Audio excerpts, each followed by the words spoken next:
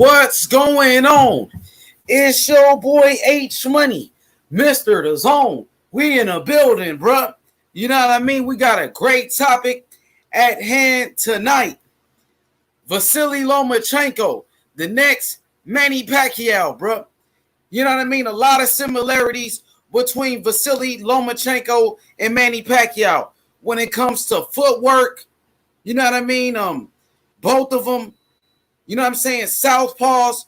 Vasiliy Lomachenko, you know what I'm saying, is a champion in 4 different weight classes already, bruh. Already a champion in 4 different weight classes. Vasiliy Lomachenko. Manny Pacquiao holds the record, you know what I'm saying, for being an 8-time, 8-division world champion. You know what I mean? Manny Pacquiao is a champion in 8 different weight classes, a record, you know what I'm saying, that I don't think will ever be broke in the sport of boxing. You know, very similar. JC in the chat. What up, though? What up, though, JC? Boxing champ. Everybody hit the like button, man. You know what I'm saying? Happy holidays to everybody that, you know what I'm saying, that celebrated, you know what I mean, Independence Day. Shout outs to everybody, bro. I hope everybody is safe. JC coming with the pressure already. He says, Pac-Man never ducked. Loma ducked Burchett. You know what I mean? What about the footwork, though, JC? What about the footwork of Lomachenko? You know what I mean? The way he uses his angles. Lomachenko with the angles and the footwork, slipping punches. You know what I mean? Slipping punches. Lomachenko, very similar to Manny Pacquiao when he's, you know what I'm saying, bobbing and weaving, slipping punches. And you know what? You know what I mean? A lot of similarities, though. I see it. And I'm not the only one that, you know what I'm saying, that said it in the past. You know what I mean? A lot of people talk about, remember that racist yesterday. Yeah, man, Coco Tyler, I remember that dude yesterday, man. We got on him, bro. We got on him. We exposed him, bro. You know what I mean? Dude is a clear-cut racist. You know what I mean? He's a racist for real now. He wasn't putting on a show or anything. That man is a real racist in real life. You know what I mean? Like I said, man, yesterday, you know what I'm saying? When the black people, African Americans, you know what I'm saying, and Mexicans unite with each other, African Americans and Mexicans unite, oh man, there's no stopping us, bro. It's definitely no stopping us, bro. You know what I mean? And yeah, man, you know, yesterday, you know what I'm saying, dude was being really racist. You know what I mean? What's race? He said, what race is on your channel? It wasn't my channel. It was another channel. It was this dude yesterday, bro. He said he's a not. Man, dude was saying he's a Nazi and all type of crazy. Bro, he was talking about Mexicans. He was disrespecting Mexicans and black people. He pretty much all minorities. He had a Confederate flag. You know what I mean? He had one of those Confederate KKK type of flags. You know what I'm saying? It was crazy, bro. It was crazy. But yesterday, man, me, Coco Tyler, El Jefe, Young God, man, we exposed them, bro. You know what I mean? We went in there and we exposed them. We did what we were supposed to do. Bro. Yeah, I think he deleted the video.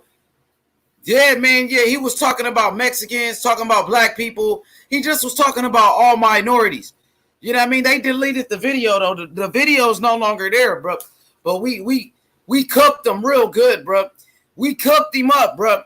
You know what I mean? The MXBC, the Mexican boxing community, you know what I'm saying? The J4B, Justice for Boxing, and the LDBC, bro. We united yesterday, and when we exposed the racists, bro, we definitely, it's a dude channel named Dirt in Boxing. It's a dude named Dirt in Boxing. You know what I mean? Shout outs to Durden, bro. But Durden, bro, come on, man. Dude was really racist, dog. Come on, man. He was offending people. Come on, Durden, my boy. Yeah, we destroyed him. We cooked them up. Bro, we cooked them up yesterday, bro. You know what I mean? I cooked them up. And you know what? I let the dogs feast, bro. I cooked him up and I let the dogs eat. You know what I mean? Because Coco Tyler was on him. El Jefe was on him. and Young God, bro. Yeah, we exposed him, bro. Yeah, dude's sick for real. He's sick. But the thing about it, he's only tough behind the keyboard. Or he's only, if he was a cop, he's only tough behind his badge. He's only tough when he got that police outfit on. He only tough when he got that police uniform on, bro. But he got exposed, bro. For real, y'all like it? Y'all like it? Yeah, man, I had to switch it up. Let me show y'all what it's hitting on. You know what I mean? There it go right there, man. Give you an up and close look at H Money, Mr. The Zone, bro. You know what I mean? And yeah, man, I'm looking like the president. I feel like I look like the president right there, bro. So what up, though, Valix? What up, though, man? Manny Pacquiao, an 8-division world champion, guys. 8 divisions, Manny Pacquiao, world champion. Big wins for Manny Pacquiao over Sugar Shane Mosley. You know what I mean? Over Miguel Cotto. Manny Pacquiao beat Ricky Hatton, knocked out Ricky Hatton. You know what I mean? He said, Durden. Yeah, Durden boxing. What up, though, Rob87? What up, man? Hey, yo, man, I want everybody to subscribe to Coco Tyler's channel, bro. You know what I mean? Coco Tyler, that's my little bro. You know, he represents that MXBC, that Mexican boxing community, bro. You know, I'm united, bro. Appreciate it, bro. You know what I mean? I want to give y'all an up and close look at H Money, Mr. The Zone, bro. You know me, man. You know what I'm saying? That was at a photo shoot. That was actually, man, a photo shoot. I was getting ready for my album. That was going to be my album cover, bro. We still going to drop the album. You know what I'm talking about? Despite, yeah, he deleted the video. Despite the, you know, the circumstances that we are in, you know, dealing with this pandemic.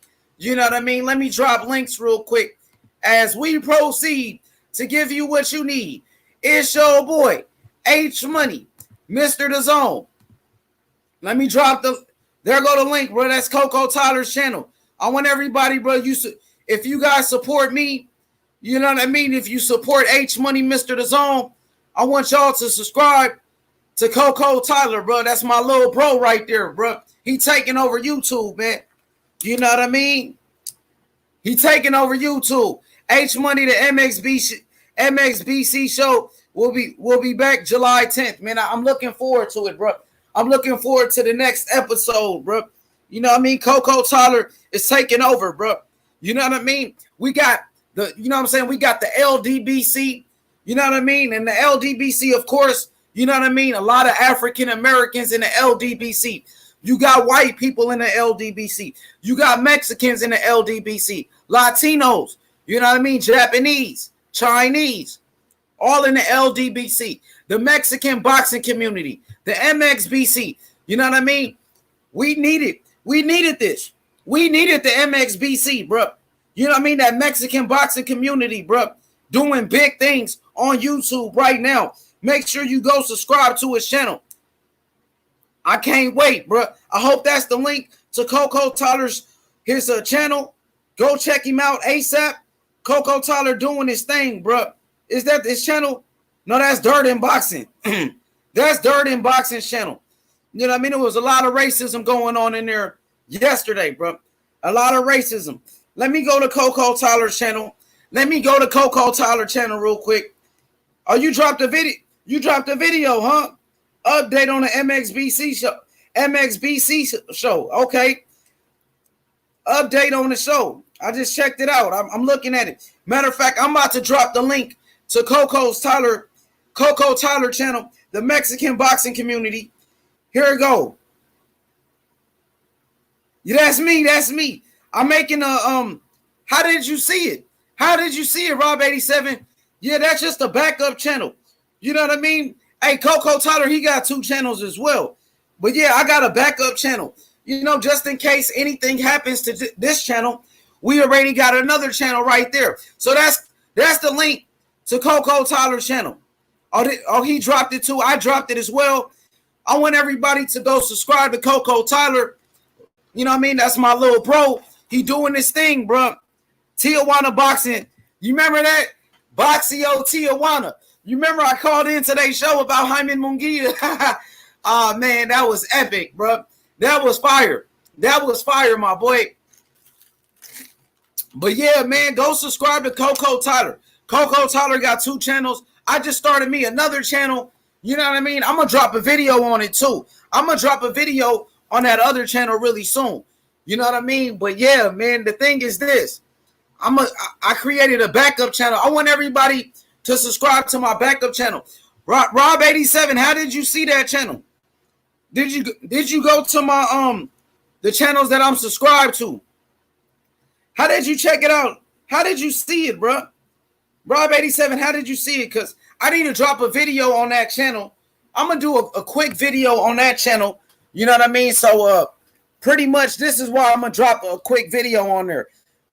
Because, bro, just in case something happened to this channel, you know, there's a lot of snitches out here that try to do things, try to get people's channel shut down. So what I'm going to do is I created another channel just in case. So I want y'all to go subscribe to it. You know what I mean? Go subscribe to that. That's my my other channel, my LDBC channel. You know what I mean? I want y'all to go subscribe to that as well. Just in case something happened, we got the backup channel. You know what I mean? Let's go, bro. So let's get to these comments, bro. I mean, what y'all think about Lomachenko? What y'all think about Vasiliy Lomachenko?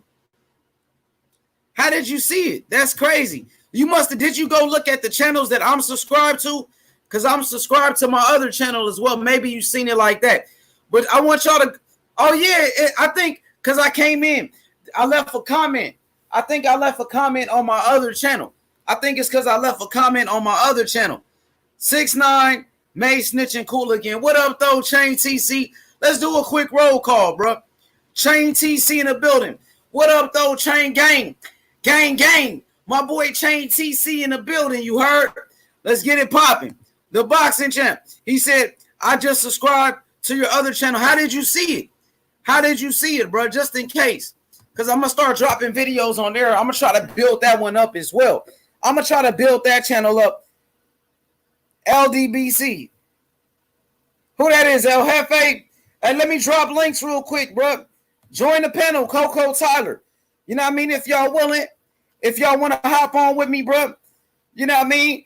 Man, talk about this topic with me. Lomachenko, bro. How good is Lomachenko? Vasiliy Lomachenko, a champion in 4 different weight classes. Lomachenko, bro, a 2-time Olympic gold medalist with phenomenal footwork. He's scheduled to fight against Teofimo Lopez, bro. For real, how did you? Okay, yeah, just a backup account, bro. For sure, I want everybody to subscribe to that channel as well. I wonder how you copy the link. I need to drop a video on there. You know what I mean? Durden, he said Durden and OV are B's. Yeah, man. They some fraud. Hey, so what about Durden? You not rocking with Durden no more? I thought Durden was your boy. Durden let us go. He let us cook though. You know what I mean? Durden let us cook. You know what I mean? Durden ain't never said nothing. You know what I mean to me? You know what I mean? Durden went. I don't know, man. Come talk to me about it. El Jefe, come talk to me about it. LDBC. Hey, come on. I'm heated right now, bro. Let me steam off. You know what I'm saying? Let me steam off them. You know what I mean? Let's go. For sure, bro. We turned up, man. I hope everybody being safe and careful, bro. With Vasiliy Lomachenko, a 4-time champion, and how many different weight classes? 4 different weight classes, bro. A lot of similarities when it comes to footwork to Manny Pacquiao, bro. What up, though? What's up, Valito? What up? Dang, El Jefe said Durden blocked him.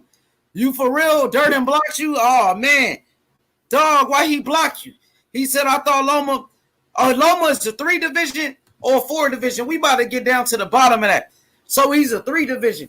Yo, man, Valix, man, what's your thoughts about Manny Pacquiao as a fighter, man? And, you know what I mean? What do you just think about it? I mean, what do you think about Pacquiao, bro? And what you heard about him? I heard scared. He said he heard Manny Pacquiao was scared. Pacquiao, bro, he got down with a lot of people, bro. He was scared to take that drug test That's for damn sure. He said surrender a itch for letting that races on. Dang. He said, I mean, Durden. Y'all not rocking with Durden, bro? Dang, y'all stop rocking with Durden. For real, El Jefe, he blocked you.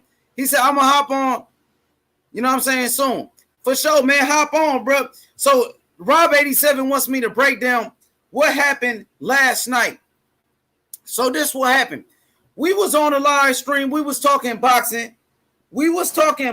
Pretty much. You know what I mean? We was just chilling. Rob87, we was chilling. We was talking boxing. So pretty much this is what happened. You know what I mean? We was talking boxing at first. And then the dude, I was on first. I believe I was talking to Jose Camacho. Yo, what up, El Jefe? What up, though? What's going on, bro? I'm kind of heated right now with Durden, bro. Durden's a bitch, bro. But yeah, man, that's why I don't want to jump on, bro, because I want to steam off on Durden. But since I saw Coco on there, bro, Coco also let Durden, bro. He was calling me all type of N words, and then he had OV on there, bro. So I actually want to fight Durden, bro. So there's some beef on there, bro. For real, it's real beef between you and Durden, man. I thought man, y'all was cool. I remember he used to be on your channel. You know what I mean? He came on a couple of times. So man, what this is? Where did the beef? Did it start yesterday? Yeah, for sure, bro. I guess he booted me off the channel, and then he banned me from the channel. So he's a bitch, bro. For real, he blocked you last night for exposing OV.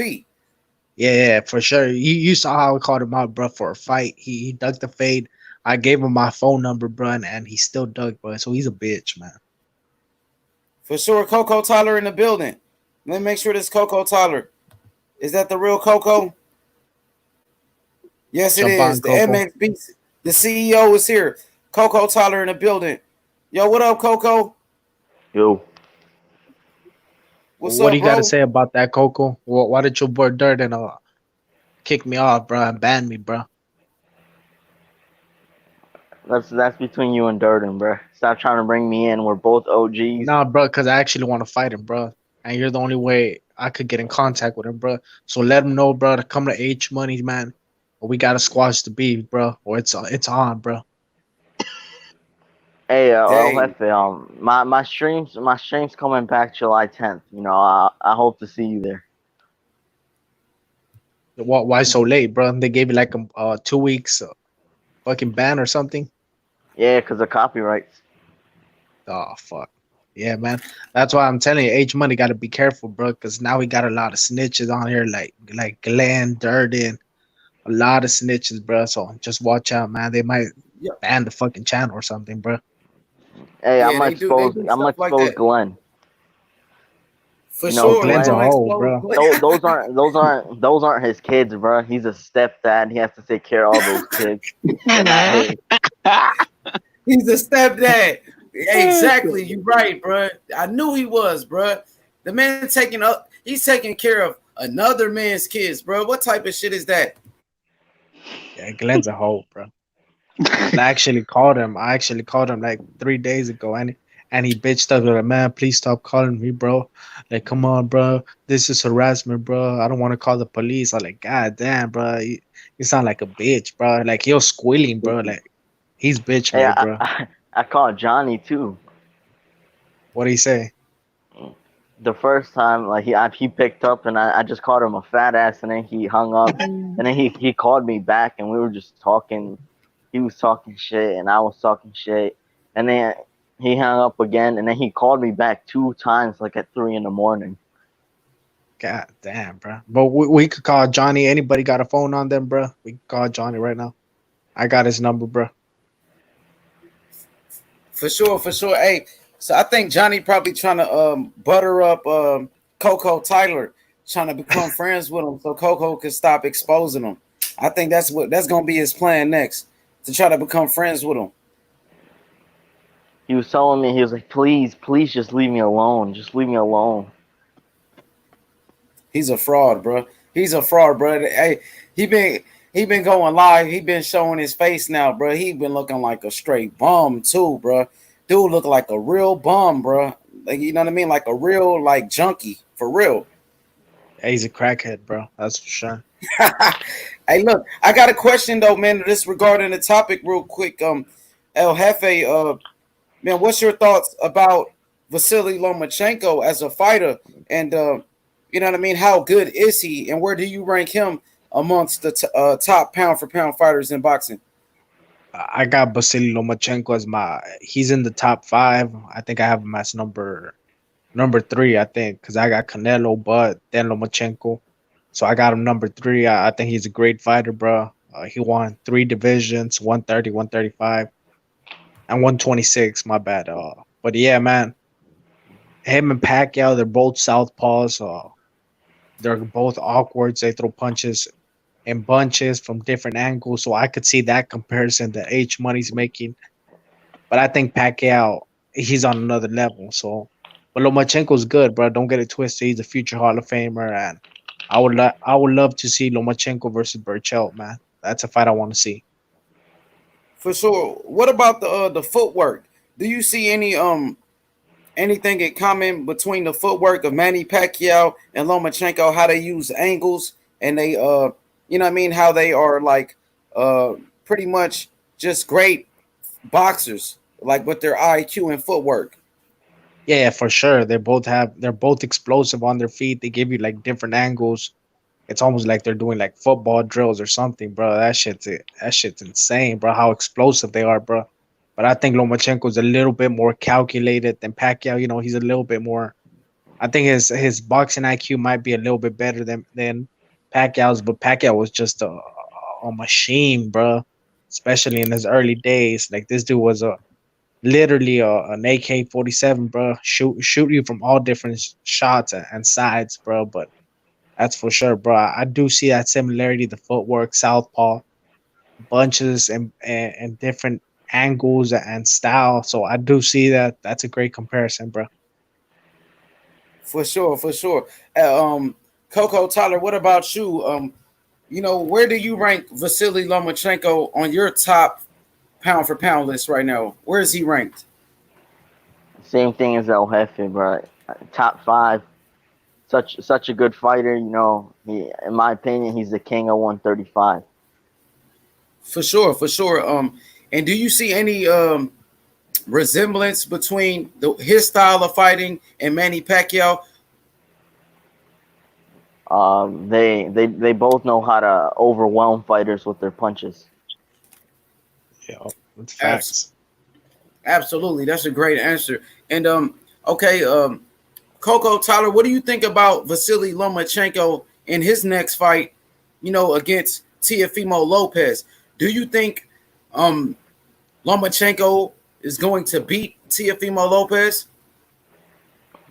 Bro, Lopez is gonna be drained. I feel like he's gonna be drained. You know, he looks very big.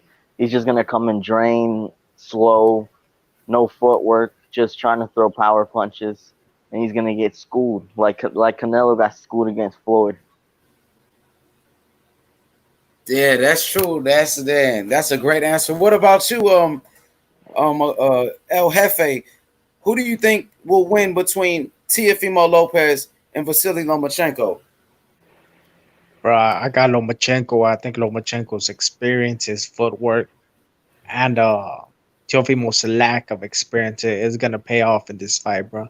I actually see what Coco Tyler said. That was a great analogy, bro. You know, from the MXBC, the CEO of the MXBC. We got the Hey, we CEO got a new of the logo too. J4B, bro. And we also got a general from the LDBC on H Money, man. So we're making great analogies, bro. But I do see that, man. I think Teofimo's too young. Lomachenko too much experience. I got Lomachenko actually stopping Teofimo, bro, to the body. Damn, for sure. Yo, Coco Tyler, you said you got a new logo. Tell us a little bit about it.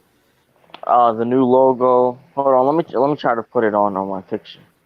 Yo, For H sure, man, you man. got Discord, bro? You got Discord? No, I can get it. What's up with Discord? It's like, tell me a little bit about it, how it works. Well, I Hey, don't know join us, what the H fuck Money. Discord is, bro, but I'm about to join the MXBC one. But go ahead, I'm Yeah, about to bro. do explain, it right Coco. now. Let Then me I'm explain. about Let me to. explain to you guys. Discord is just one big group chat, bro.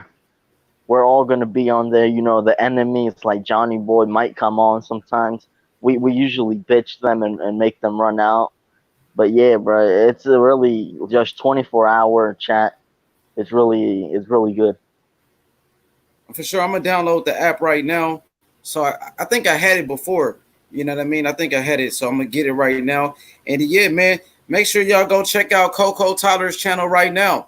You know what I mean? The link is in the chat, guys. Go check him out, Coco Tyler, the CEO of the MXBC.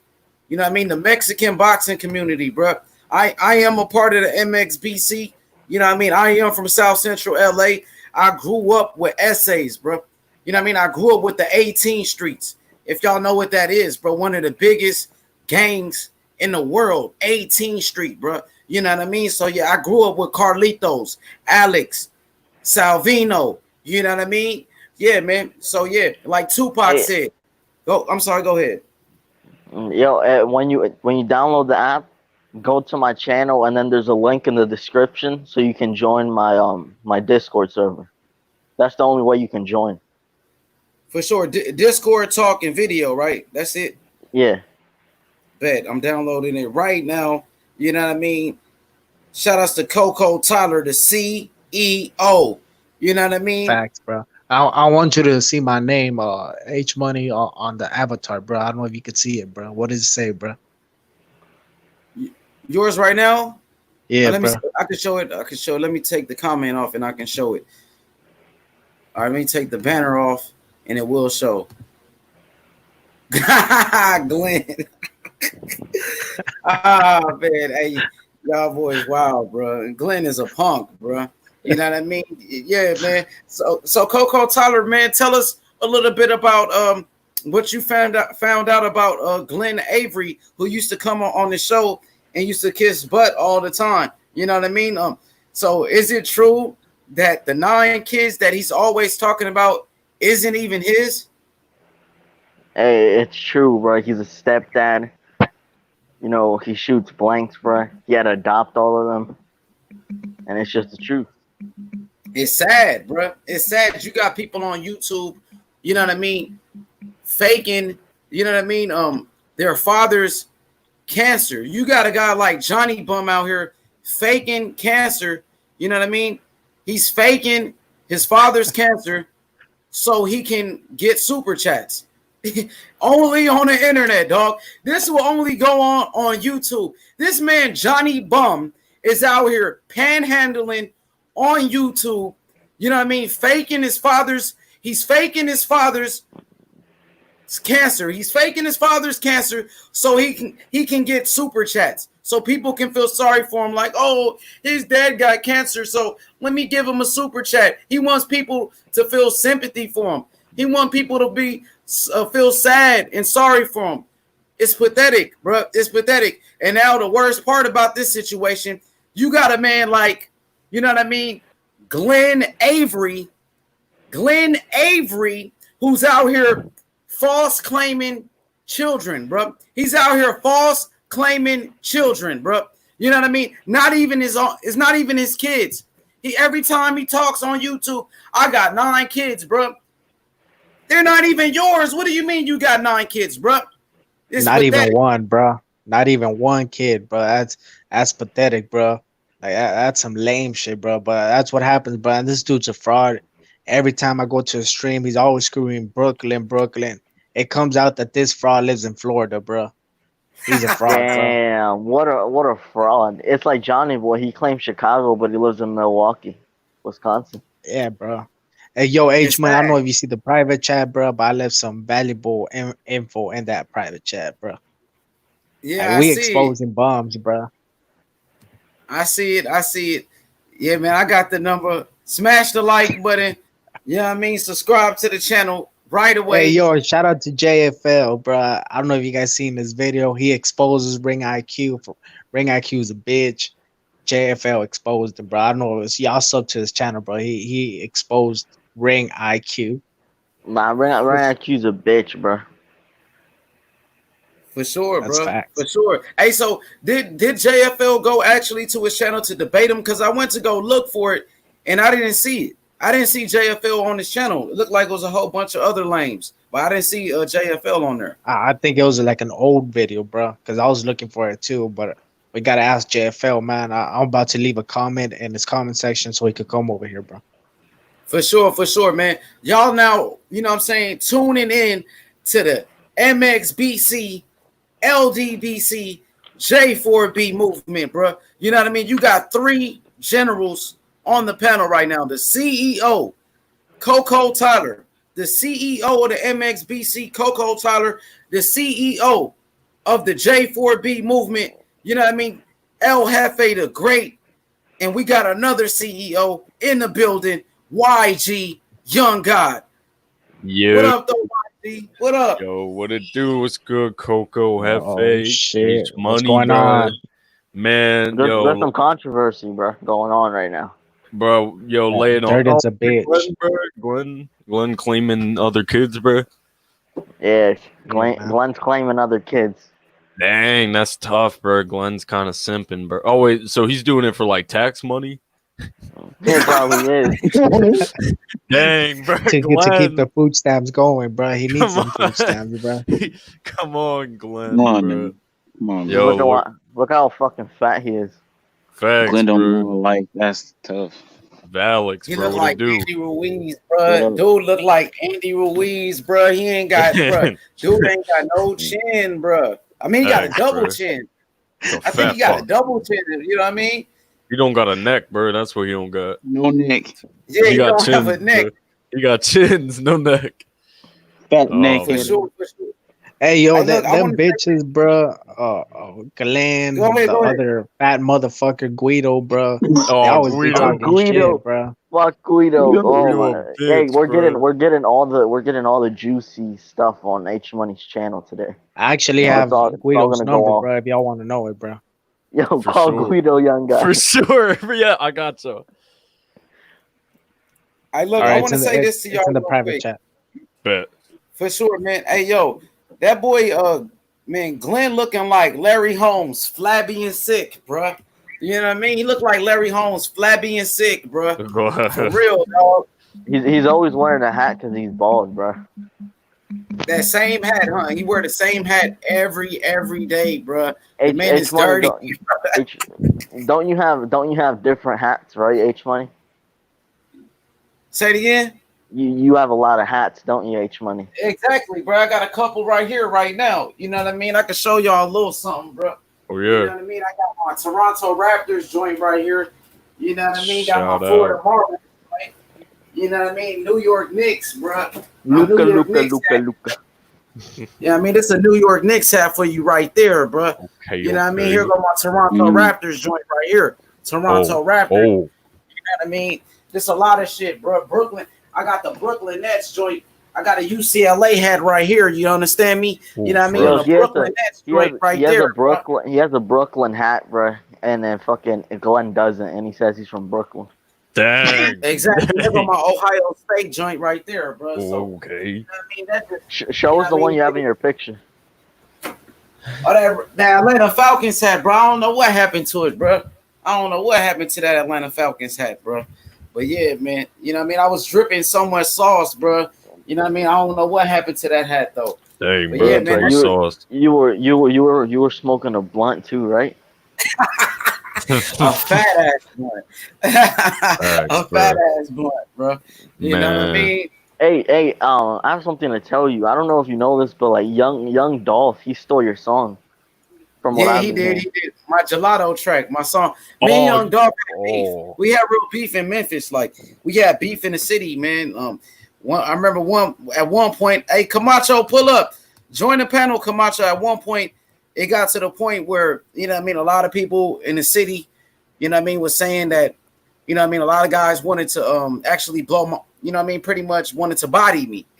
You know what I mean, because I dissed Young Dog for stealing my song. So people were saying, "Oh man, H Money, they want to, you know what I mean, they want to body you." You know what I'm saying? So I had got into it with some of his artists because you know, Young Dolph, he got Paper Route Empire. That's his record label, Paper Route. So one of his artists by the name of Jay Fizzle.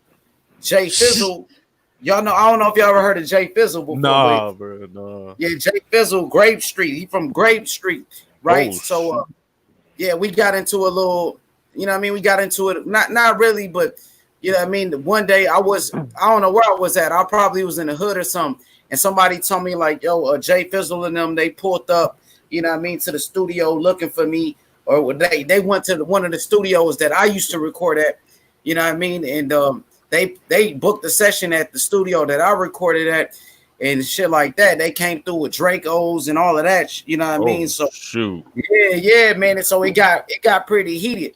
You know, people was talking about, you know what I mean, pretty much killing me, dog. You know what I mean? So it is what it is. But we end up squashing the beef or whatever. You know what I mean? I pulled up to Jay Fizzle's house, well, his grandma's house. And yeah, man, we just talked it out. I had got some trees from him. You know what I mean? And yeah, man, that was that. But yeah, it's all love, bro. You know what I mean? You know, you see, I'm still here, bro. I was beefing with Young Dog for real, bro. Mm. Dang, bro. Yo, YG, I don't know if you see the number. Oh yeah, there, I'm about to call him, bro. I'm about to call him, man. Hey, remember. Hey, but let him know the I was MXBC is after him, bro. Let him know, bro. Bet this song about we got the our ring. foot on his. We got our foot on his neck, bro. That's facts. Hold up. Right. Yo, what's up, boy? Macho. You don't hear me? Yeah, hold on, Camacho. hear We me? can hear you, bro. Yes. Okay.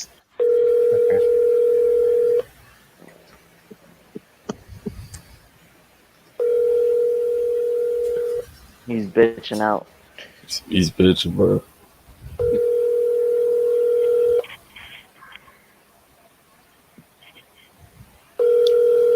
Wow, what a Dang. bitch. He's Please a leave your bitch. message for Glenn Diaz. Wait a minute. I thought Call the other one, bro. I thought his last name was Avery, dog. Wait, what? Glenn D. Glenn. It's because he took after his Oh. bitch's last name, bro. Bro, I'm He dead. took his girl's last name. What a fraud, bro. That's tough, What a bro. fraud. Call the 261, bro. Last one. Leave a message for Glenn Diaz. Glenn Diaz. Here, bro, let me call Johnny real quick, bro. Johnny Bum. Jonathan Beer. Camacho, what up, Beer. Crazy night yesterday, y'all. Yeah, what the fuck were y'all doing yesterday, man? Y'all was shadowboxing Nazis and shit. Yeah, What the bro. fuck are y'all doing? H Money knocked him out. OV H Money got knocked him out. exposed. Yeah, bro. OV didn't want it. Yo, he was for real about that too. He was. That's how he really is. Like he's a real racist, dog. Hey, man, he had an abortion, bro. He killed his white baby, bro. And he's talking about saving the white race or something. Like, he don't even make sense. Hold up. Let's see if Johnny Bomb has the balls to answer, bro. I'm sorry. Oh, he hung up prematurely, bro. He saw my area code, bro. It's a bunch of bitches. Let me call him. Bro, go crazy. Oh. It's on the private, bro. I'll say Camacho gonna call him from a different number. Let's see if they answer. From my area code. It's Bob, Macho. you know what? Call it You know, 386. we all just have to, thank H Money for having us on. Oh, yeah, for sure. Shout out H Money, Sure, bro. man. Shout out to Man, H Money, bro. Man, we the family, bro. Come on, man. MXBC, J4B, LDBC, bro. We running these live streams, bro. We run the live streams, bro. We united. Together we stand, bro. You know what I mean? Just how those.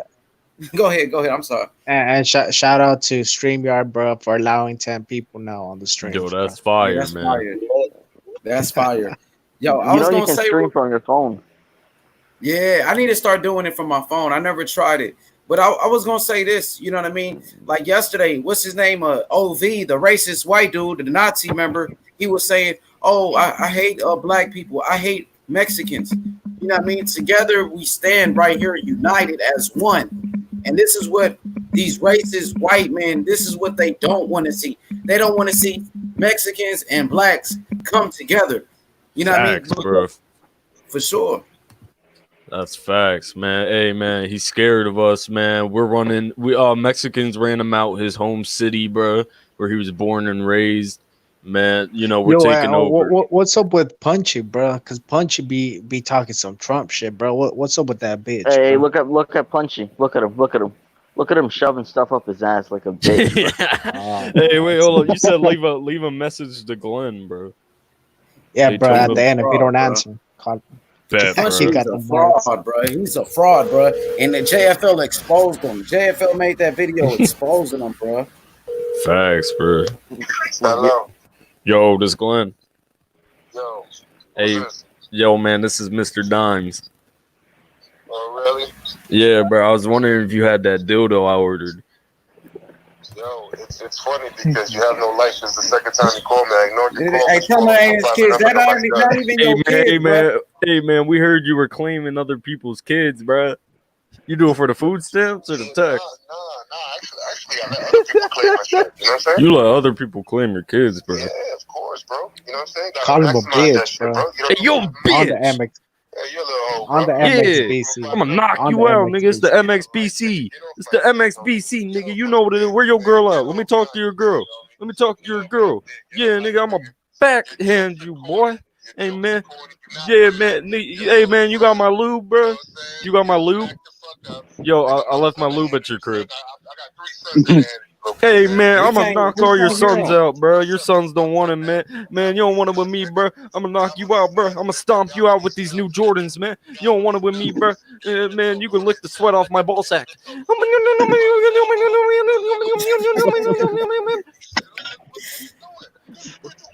Hey, man, I'm Native American, bro. Don't be racist. Don't be racist now. I'm gonna knock you out, bro. I'm gonna knock your girl out, bro. I'm gonna knock your dog out, bro. I'm gonna knock your cat out. I'm gonna knock your fish out. Hey, ask him about those kids, though. Ask him about those kids, bro. Man, bro, tell the truth about your kids, bro. You ain't got 9 kids, bro. Tell him El Jefe's gonna knock him out, bro. Hey, man, Tell him El Jefe's gonna knock you out, bro. El Jefe's gonna knock you out. Hey, man, yo, come to Oak Cliff, bro. Come to Oak Cliff, bro. Yo, I'm about to. Yo, bro, I'm in Tampa. I'm in Tampa right now, Brody. I'm in Tampa right now. Yeah. You a hoe, bro. Hey, man, put your girl on the phone. Hey, y'all, wow. Hey, bro, what'd you say? Bro, you're so retarded, bro, man. You don't even got 9 kids, bro. You claimed your grandchild, bro. Hey, man, how much food stamps you got? Wait, how much food stamps you got? Yo, do you live in your car? Hey, man, I'm gonna knock you out, bro. Hey, no, I'm your number 2 fan. Glenn Avery. No, wait. That's not even his name. His name was Glenn Diaz, bro. That's not even his real name. Bro, I thought your last name was Avery, bro. Glenn Diaz. Diaz? Hey, man, I heard you got your girl's last name. Hey, man. Yeah. Hey, it's cool. Hang up on that bum, bro. Hang up on that bum. Let's switch it up. I got a special guest in the building. What up, World Combat Sports, man? We just, you know what I mean? We just having fun right now. What up, World Combat? How you feeling?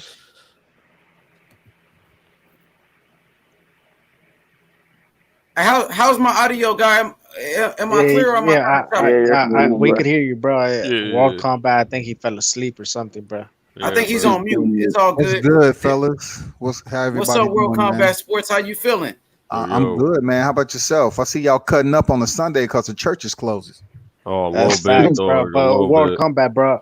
I want to come at you real quick, bro, because you didn't let me on your channel, bro. So chill, El Jefe, man. Bro, he didn't let me on his channel last time, bro. He on some, bro. Just talk boxing, bro. Hey, H Money. He older than us, bro. Hey, H Money.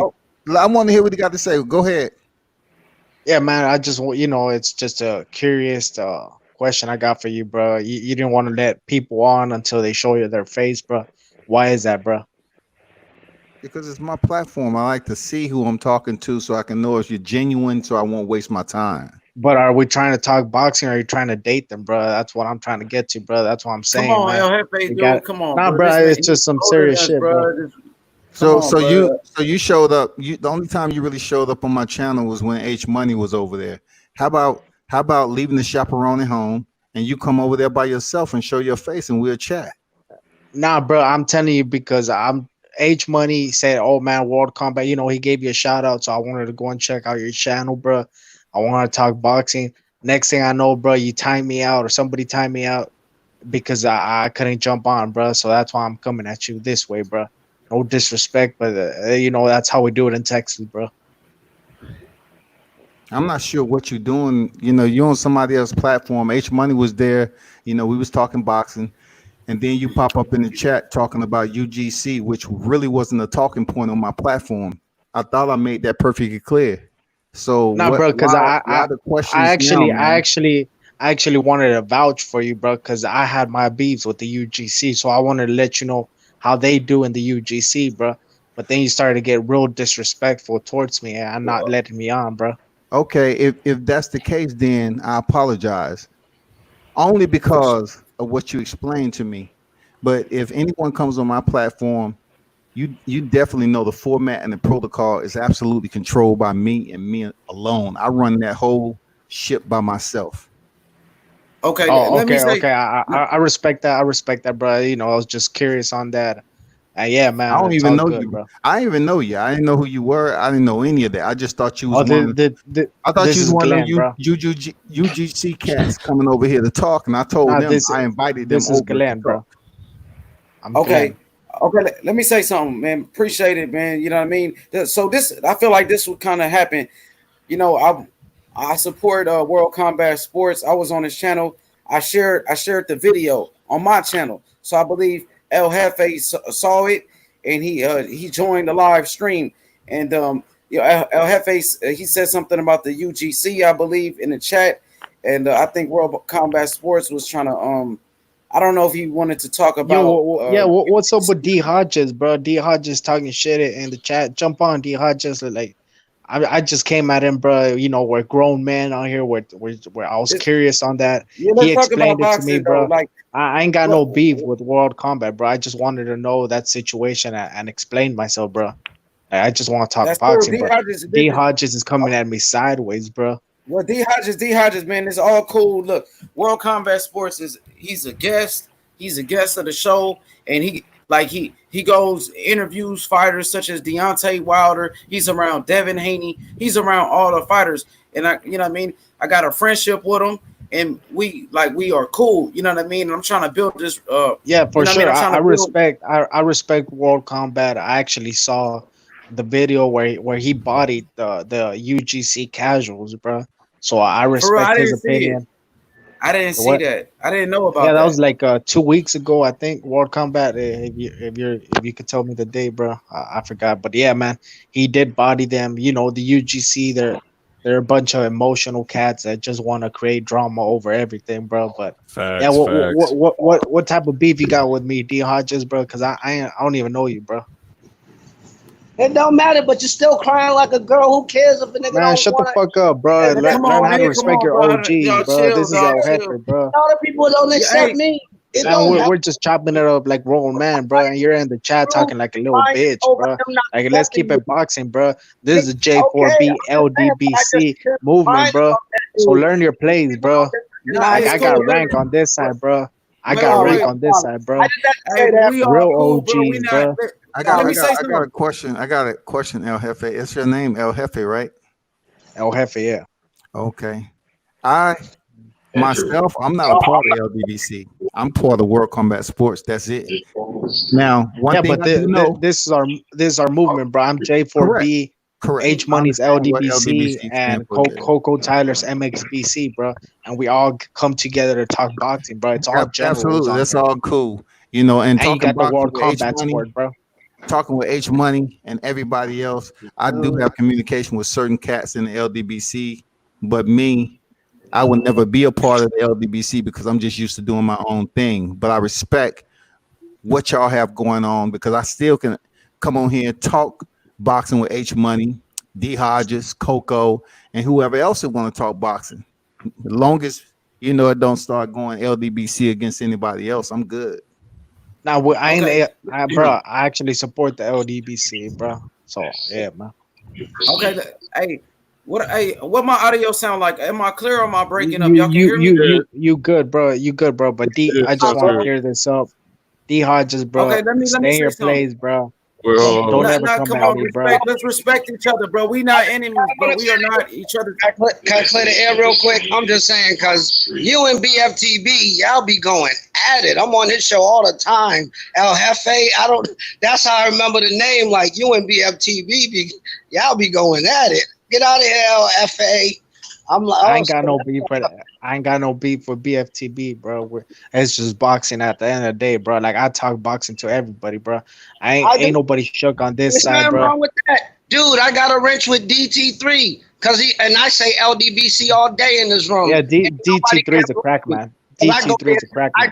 Hold on, bro. Hold on. DT3 is a bitch, bro. No, I'm just explaining why I bitch. understand. You go to BFTB to debate. I go to DT3. Yeah, bro, but don't bring up bombs, bro. You're talking about bombs. Okay, bro. let me say something though. Let me say something, my brothers. Like I respect everybody on the panel, everybody on this show right here that's on a live stream. I got a relationship with everybody. Like the thing is, you know what I mean? A World Combat Sports is another YouTuber that I respect, that I look up to in the game. He's around the fighters. I'm trying to get to that position. So I'm trying to build my relationships with other YouTubers such as World Combat Sports, Coco Tyler, El Jefe, you know what I mean? Even is another brother from Puerto Rico. His name is Cano Loco Sports. He's real cool. I've been watching him. You know what I mean? So these are the people that I'm cool with. I'm cool with y'all. I don't want my people that I'm cool with to beef with each other. You know what I mean? So let's just be cool with each other, bro. There's no beef here. D Hodges, El Jefe, D Hodges, you know, World Combat Sports. Me and you both, we subscribe to his channel. We watch his channel all the time. You know what I mean? El Jefe, we talked to him. You know what I mean? And we got past it. You know what I mean? So let's all respect each other, bro. You know what I mean? Let's talk about boxing now. Let's talk about boxing. So I want to ask World Combat Sports a question about Vasiliy Lomachenko, comparing him to Manny Pacquiao. Do you see any similarities in Vasiliy Lomachenko and Manny Pacquiao? Doors will open on the right. Central. The destination of this train is Park Street. Yo, D, put yourself on mute real quick. We can hear that. We can hear that. Oh, I'm sorry. Yo, World Combat Sports. Do you see any similarities in Manny Pacquiao and Vasiliy Lomachenko? I don't. I mean, they're boxers. Their similarities as boxers. A lot of people are trying to propel Vasiliy Lomachenko to the top of the boxing pinnacle as if he's the top pound for pound best, right? And we all been seeing that for quite some time right now. You know, it's Canelo, Vasiliy Lomachenko, and then you go to somebody else's pound for pound. You know, Canelo, Vasiliy Lomachenko, or they might have Terrence Crawford in the mix. But I give Manny Pacquiao, in my opinion, coming up through the ranks, making a name for himself. You know, after, you know, he got 25, 30 some fights. He's just much more of a better all-around technical skill fighter, and also his power in the way he's able to put together his punches and take control of his opponents. For me, Vasiliy Lomachenko, 14-1, he came in the game, you know, after going to the Olympics twice, and he thought he was just going to come in here and break the record, get, you know, by winning the first world championship in 2 fights, and Salido shut that shit down. Okay, he was able to get it in the third, but still, he only has so much time left in the sport of professional fighting, to the point where will he ever be great as who you compare him to, Manny Pacquiao? Will he be able to get the competition, first of all? I don't think he's going to be able to get the competition. And, you know, you're talking about Manny Pacquiao right now, 41 years old with a WBA super title, welterweight division. I mean, we all know Vasiliy Lomachenko is a 3-division champion, but he's not moving up to 140. You know what I'm saying? He's not moving up to 147. So it's for a fact Manny Pacquiao is a much more flexible, productive boxer in his career. He's did an amazing job. A lot of people saying, you know, he might have been on pairs coming up through the ranks, but it's nothing official to justify that. So I don't think he's the next Manny Pacquiao because I just think deep down inside, he came in the game too late. He has a lot of tread on his tires from all those amateur fights. And with the competition, though, we was really waiting for him since he was, about to unify the lightweight division. We was waiting on him to face one of those young lions, and one young lion being Devin Haney. We wanted to see that fight if it was going to happen, but somehow he wanted to get promoted to franchise champion. So I'm a little disappointed. So no, to answer your question there, H Money, I don't think Manny Pacquiao is years ahead of Lomachenko. Okay, what about as far as their footwork is concerned? Do you see any similarities with some of the angles that Lomachenko uses? You know what I mean? And the same with Manny Pacquiao, some of just the footwork and the angles. So the rhythm of Vasiliy Lomachenko is indeed magical to watch. His dad put him in a dance class early on. And what a lot of people don't know is that Vasiliy Lomachenko does know martial arts, mixed martial arts outside of boxing. So he can really kick a motherfucker ass in the parking lot besides, boxing. So, when I look at his footwork, he is amazing. His rhythm, how fluent he is and the way he moves around certain opponents. Okay. But, different these guys, they dance different. I'm not gonna lie, they really dance different. Vasiliy Lomachenko, when you start to see him do all his movement and cutting these angles and dancing, from side to side the way he is, he's kind of showboating a little bit. He may throw some punches in there periodically. It's kind of showboating a bit. But with Manny Pacquiao, when you see him move, it's all business. He's moving for a reason. He's trying to accomplish, that offensive objective. And that's what he's focused on. We all know Manny Pacquiao is not too much of a showboater. He gets the job done, and he keep it moving. Okay, so where do you rank Vasiliy Lomachenko right now on your pound for pound list? Man, I'm a bit on my pound for pound list, man. Vasiliy Lomachenko has to be ranked behind Canelo Alvarez, behind Crawford. I would say either fourth or fifth. But he's top 5 for sure, though.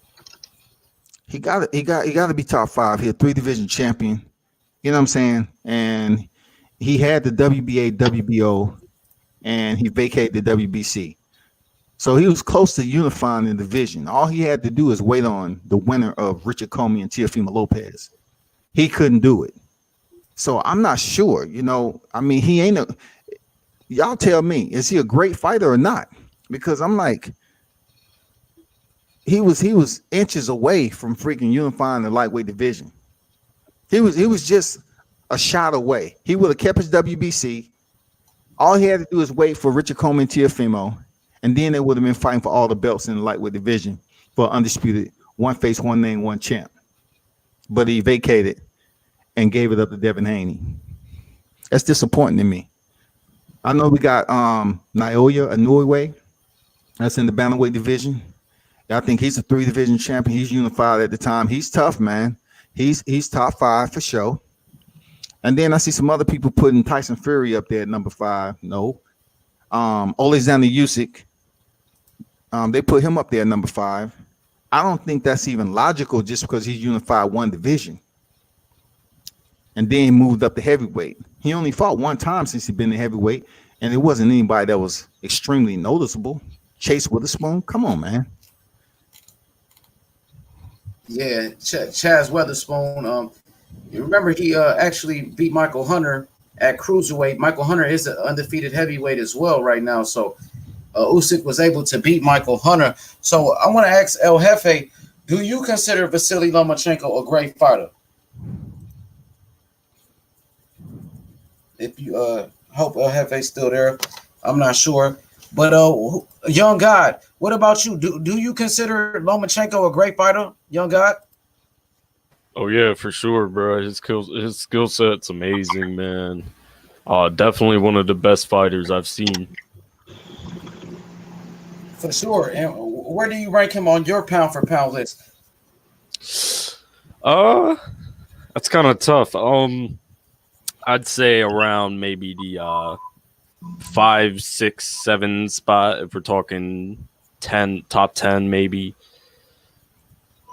Around there, yeah, I'd say. You said 7 or 8? What you say? Yeah, like around there. I'm not too sure. At the most, I give him the fifth spot on my pound for pound list. For sure, man. You know what I mean? I think Lomachenko, bro, got a lot of skills.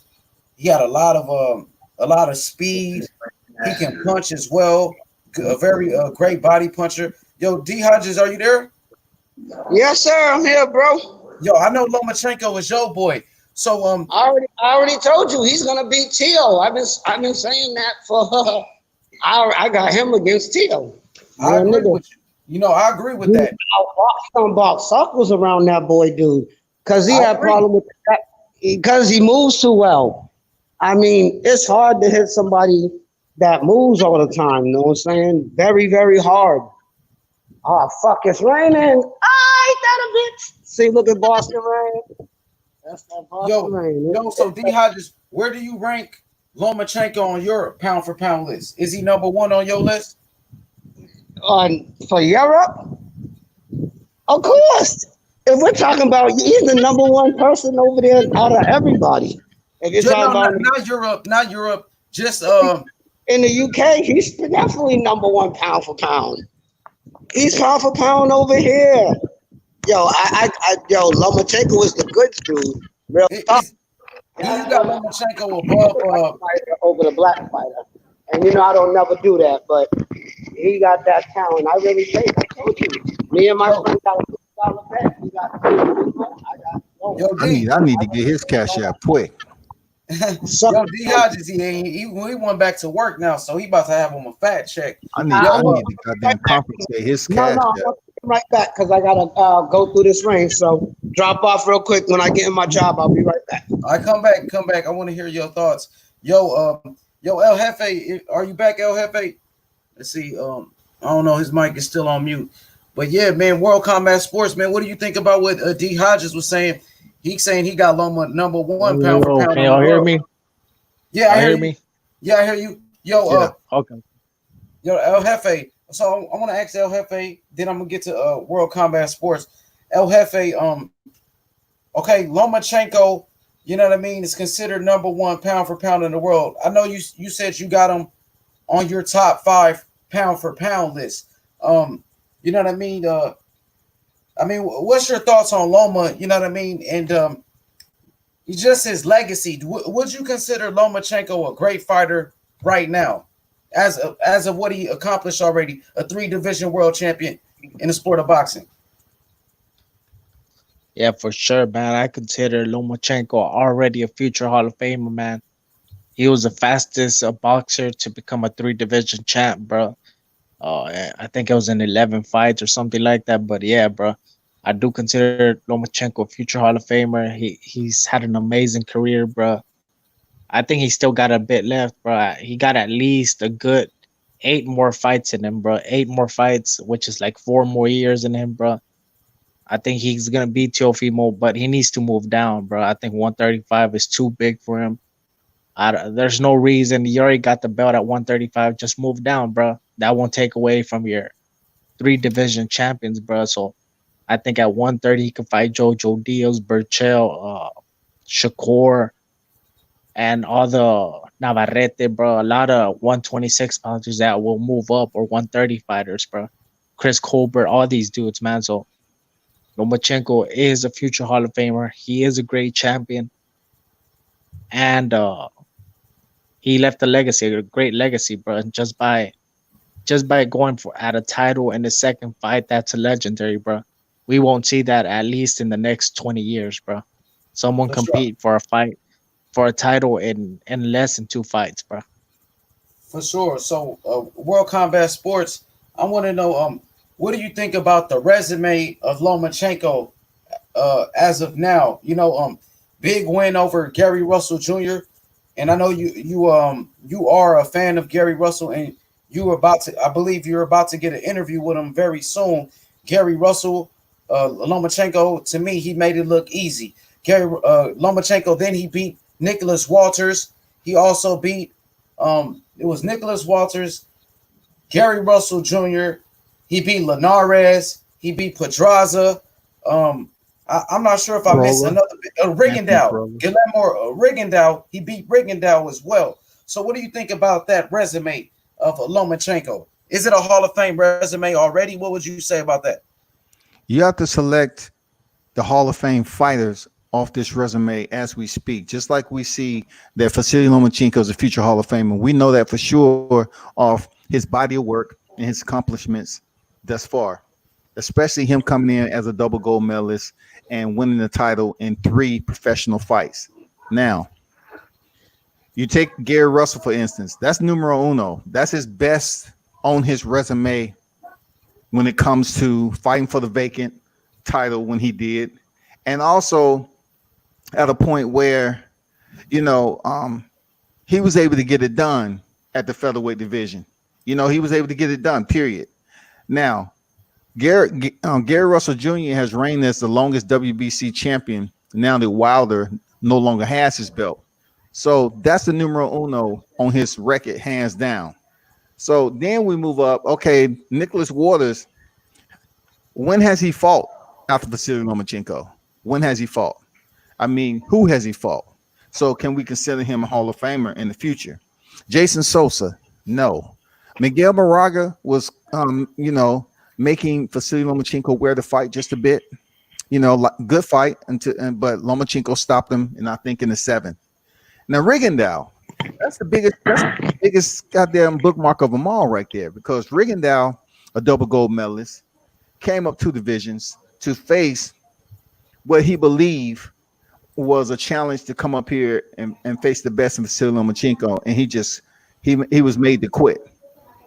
I don't put too much emphasis in that. Even though he was one of the best, he moved up. Just like I don't put too much emphasis in Mikey Garcia moving up to face Errol Spence. But you have to. That's 2 good names on Vasily's record. Okay. Then you get up to Jorge Linares, who had been stopped already. He had some problems. He's 44-3 when he fought Vasiliy, and he was able to drop Vasiliy. Is Jorge Linares, is he going to be that guy to get the nod, first ballot? I don't know, man. I don't know how long he planned on staying in the sport, be honest. Jose Pedraza, I got to give a salute to him. He looked damn good in his last fight. He only has 3 losses. The knockout from Gervonta Tank Davis, and then he went up there and went the distance with Vasiliy, and he went in there with what's that guy, Segundo, or what have you. So Jose Pedraza is going to be a big deal once he's out the sport. Now, I can't really talk about the last 2 guys, Anthony Crolla and Luke Campbell. It takes more than a gold medal for Luke Campbell to be considered great. He only has 2 losses, but he looked okay in there against Vasiliy Lomachenko. He just didn't do enough to go in there and try to win, in my opinion. And how dare me say Anthony Crolla's name as being someone. So the only names I have is Pedraza, Rigondeaux, and of course Gary Russell Jr. When it comes to that, how many people do you need on your resume to be considered a Hall of Famer? You know what I'm saying? Great. I don't know, but which one of these gonna stick out when it's all said and done? Probably Gary Russell Jr. To be honest, Gary Russell Jr. is gonna stick out because now he's trying to make a move to 135. He may potentially pick up another belt in a different division. But yeah, legitimately, Gary Russell Jr. For sure. Camacho, what's up with the Camacho and L Dog? What's up, L Dog, man? Camacho, I'm gonna get to you. Let me get L Dog's thoughts on this. L Dog, where do you have Vasiliy Lomachenko ranked on your pound for pound list right now at the moment? I got Vasiliy Lomachenko ranked number 2 pound for pound behind Canelo. For sure. And why do you have him number 2? You know what I mean? What made him number 2 on your list? Which win was it? Which win was it? It was a number of wins. It was the Gary Russell win. It was the Nicholas Walters win. It was the Regendow win. It was the Linares win. It was the Pedraza win, and it was the Campbell win. All are pretty good wins. Absolutely, absolutely. Nicholas Walters, he did knock out Nonito Donaire, and I remember he knocked out Donito Donaire. So, would you consider Vasiliy Lomachenko a great fighter already? You know what I mean, in his career, does he have a Hall of Fame career already? Would you say that? Yeah, he's got a Hall of Fame career for sure. When you include the amateurs as well, especially, he's got a Hall of Fame career. What about as a professional? As a Not including the professional, amateurs yeah. or Olympics, just as a professional boxer. As a professional, yeah. I think Lomachenko is the best boxer I've ever seen in my life. I'm going to smoke a cigar. I'll give you one. Okay, hold on, D. I'm gonna put you on mute real quick. You said Lomachenko's the best boxer you ever seen in your life? In my opinion, I think his skill set is the best I've seen. That's a bold statement. That's a bold statement. Better than a Floyd Mayweather, Pernell Whitaker, fighters like you know what I mean, Roy Jones Jr.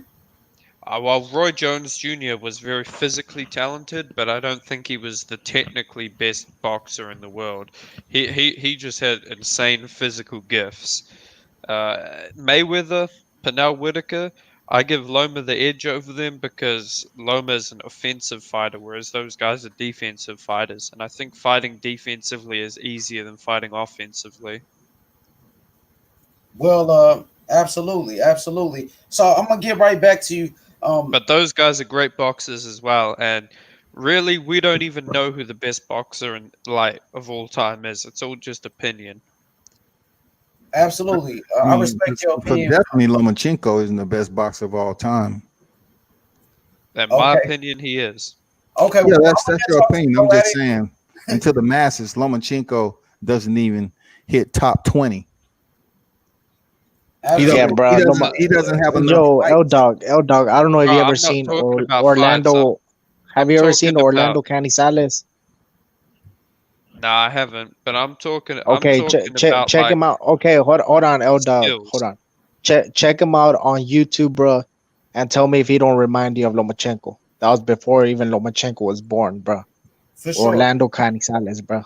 That's true words. That's true words, man. Okay, I want to get to Camacho real quick. Camacho's on the panel. Camacho, so what do you think about what L Dog is saying? And I actually want to hit on something that World Combat Sports said. He said that how many names does Lomachenko have to have on his resume to be known as an all-time great? Because I'm looking at the lightweight division right now, and his division is really interesting because it's full of a bunch of young talent. There's a lot of young people who are very talented, but they don't have like these huge resumes. Like Delfimo, he has a lot of talent. He's up and coming. He's ranked number 2 according to BoxRec. You got Devin Haney. You got Ryan Garcia. You have all these talented kids. The thing about it is that who does Vasiliy Lomachenko have to beat in his current division to be known as an all-time great? All right. The person that is challenging him is Teofimo. Teofimo is a great young talent, but he doesn't have like that huge resume of like, legends and stuff, right? You look at Vasiliy Lomachenko's resume, it's only 14, 1 loss, and it's only 14 guys, but the 14 guys he has is really good. I'd say it's quality over quantity. Whereas you look at some of these other guys, they have like these resumes, they have like 40-0, 30-0. But when you really look at the resumes, a lot of those are just, tomato cans, and then they have a couple of good wins, right? Like like Tyson Fury, right? I like Tyson Fury, but I would say he has like 6 or 7 good wins and a lot of, nobodies, right? Or Deontay. Deontay's got about 4, 5, 6 good guys, and then it's like really like 30 nobodies. No, he doesn't. Well, he's got one good guy, and he lost to him. Well, okay, well. We can say the same thing about Tyson Fury. He has one good guy, and He's got cheated. he's only got one good guy. You don't. That's They each only got 1 or 2 good guys, and Vasiliy has. I mean, he has like his whole resume. Every fight's pretty good. Every fight's like a tough fight, But let's keep it 100, bro. In every boxing career, especially like post the Muhammad Ali era, like most of these fighters only got like one or two Hall of Famers and that they actually won in their resume, bro. It's Well, very few that have like 5 or 10 Hall of Famers in their resume. the greats do though. Great fighters like Bernard Hopkins. He beat Felix Trinidad, Oscar De La Hoya, Kelly Pavlik. He beat fighters like Antonio Tarver. He beat great fighters. John Pascal, who's a current champion right now. Hopkins beat Pascal. But Hopkins, would you really put Jean Pascal as a great Hall of Famer, bro? a two-time world champion. Pascal just knocked out Marcus Brown, beat Badu Jack. I would say Pascal. Okay, you think Jean He's a Pascal? solid fighter, but he's not a Hall You of Fame. think John Pascal? You think John Pascal is better than Luke Campbell? Yes, Luke Campbell much better. Hell Pascal yeah. beat Chad Dawson. Heck yeah. He beat Chad Dawson. John Pascal beat Marcus Brown. He beat Badu Jack. John Pascal was a two-time world champion, bro. Tough as hell too. Hey, but Yeah, man. hey, man, like Lomachenko would have a lot of good names on his resume if American fighters would stop ducking him, bro.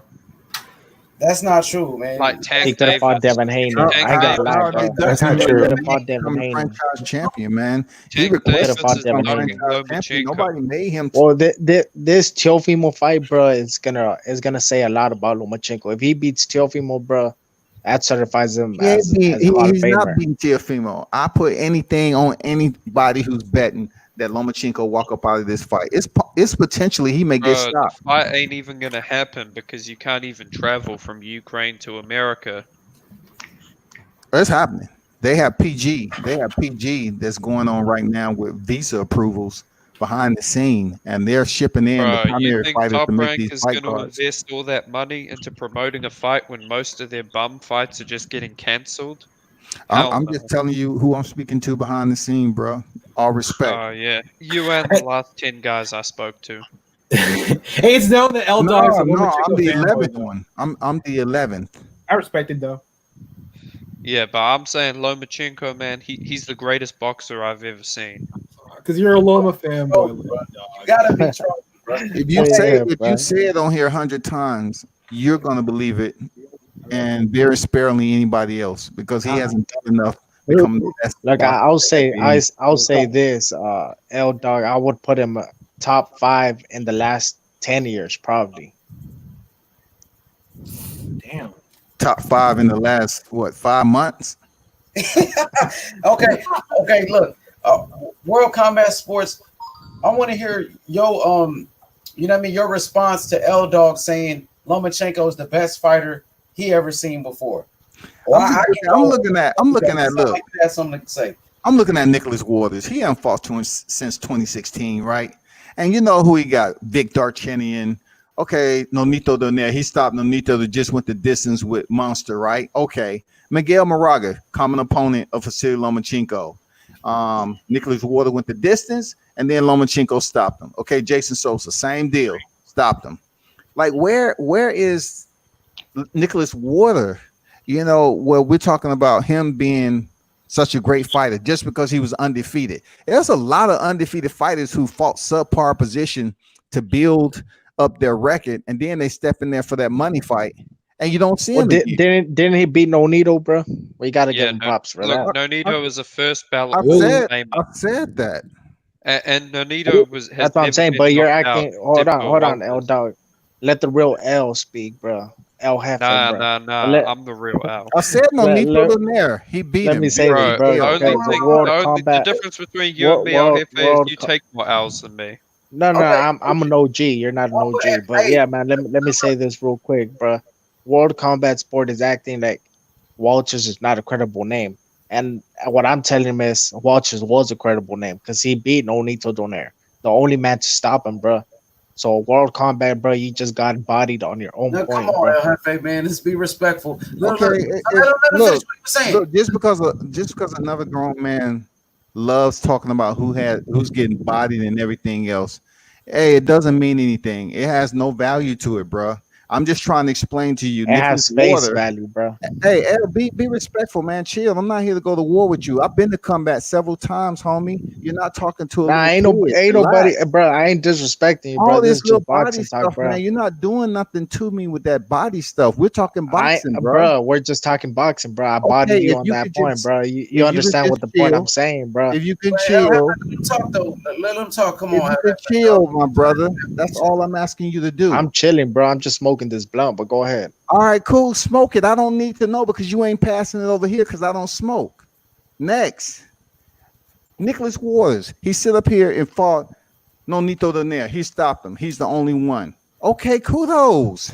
What's next? What's next for freaking Nicholas Waters, man? Bro, that's how good who we Lomachenko gonna is. talk He about? ended his career. Let him finish Look, what he's saying, dog. Let him 2016. talk. Look, 2016, he lost to Vasiliy Lomachenko. And then he's supposed to be heralded as this guy just because, I mean, you got Jamal Ennis, who's like 24 and 25 and 0 right now. I mean, shit. Is he considered great too, or he's still building his resume? I don't see an extensive amount to his body of work to consider Nicholas Water, of all people, a great fighter. I don't see it. So let me ask you something, World Combat Sports. Since you want to compare Jaron Ennis to Nicholas Walters. I'm just saying the record. The record. He has like 24, 25 and 0. Okay. And has he beat a Hall of Famer? You look on his record and find out he hasn't even faced any competition to be considered a Hall of Famer. It's not a good comparison. So my numeric scale was, since Nicholas Water was undefeated when he fought Vasiliy Lomachenko, what is making this guy great? Is it just Nonito Donaire, like El said, that he was the first one to stop him?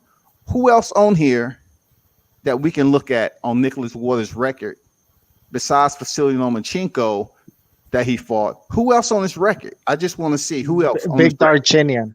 Big Darchinian. I mentioned Big Darchinian earlier. Now here's the thing. Yeah, here's the thing though. Nicholas Walters at the time was undefeated. He is a knockout artist, and he is the only ever man to stop. The only man ever to stop a future all-time great, Nonito Donaire, who is a multi-division champion. Even now Donaire is old as hell.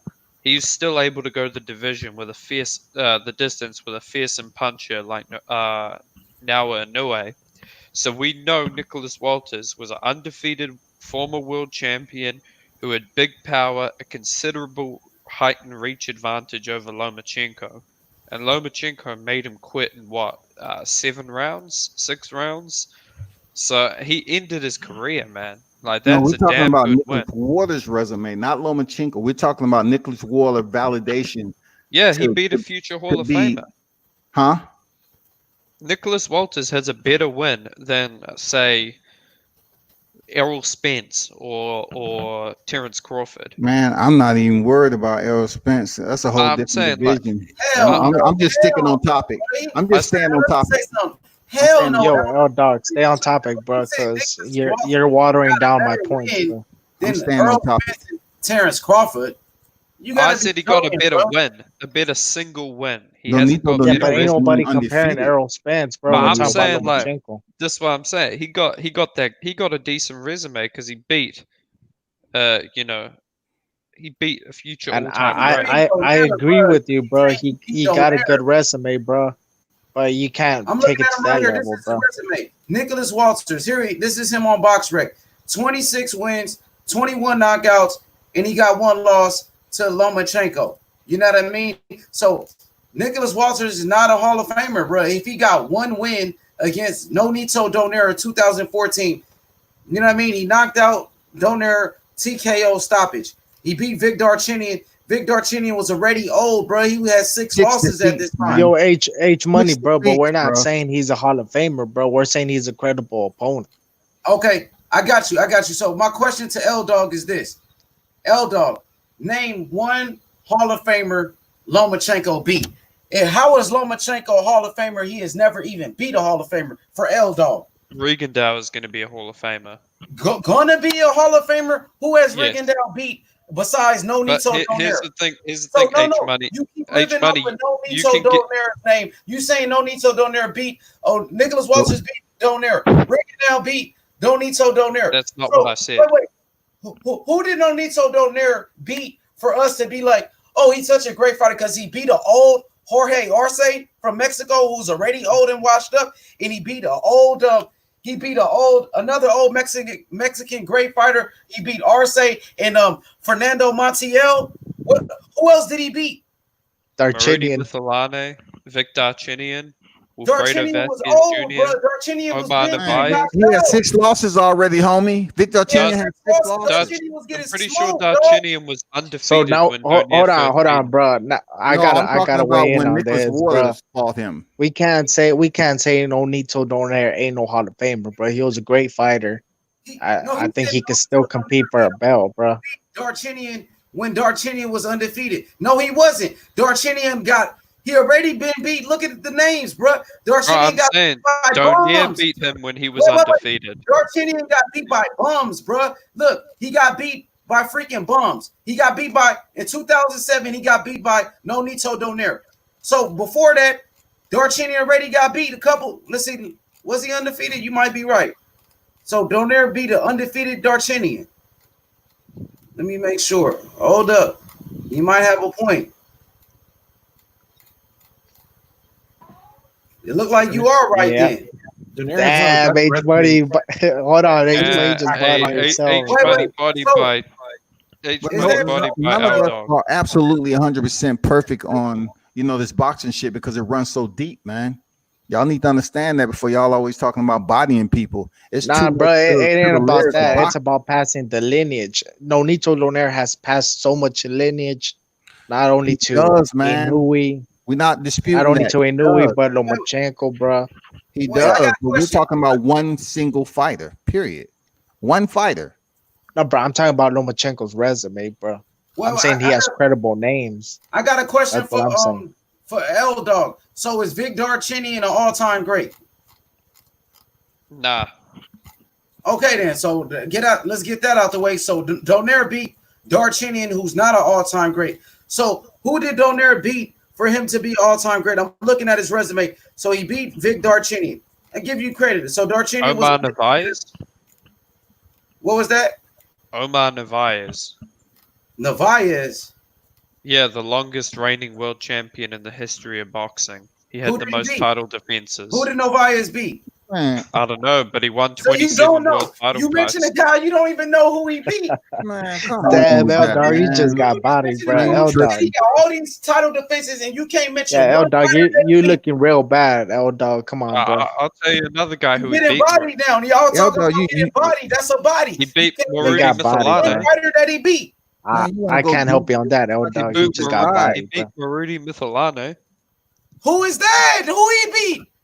Maruti Mithalane. Man, don't nobody know these people, He beat man. Akira Yagashi. Come on, L Dog, bro. So you saying Vic Darchinian? He beat Akira Yagashi. Vic Darchinian, bro, who was clumsy as hell, who had no coordination, and been knocked out a couple of other times. So Donaire, his best win. He beat Maruti Mithalane. So he beat. I give you that. He beat Vic Darchinian, his best win, who isn't a great fighter. You just said that Darchinian. Wait. You just said Darchinian isn't a great fighter. You know what I mean? So he beat an old Fernando Montiel. He beat an old. He beat Jorge Maruti Arce. Mithalane. He beat an old Jorge Arce right here on the screen. He beat an old Fernando Montiel. So this is the best wins for Donaire. Hey, no. He beat Maruti Mithalane. And who did he beat? Akira Yagashi. And who did he beat? Sursketso Rungvisai. Come on. He beat a whole bunch of bums. You mentioned a whole bunch of bums, bro. Bro, Akira Yagashi, a three-division world champion who beat Donaire is a hype job, bro.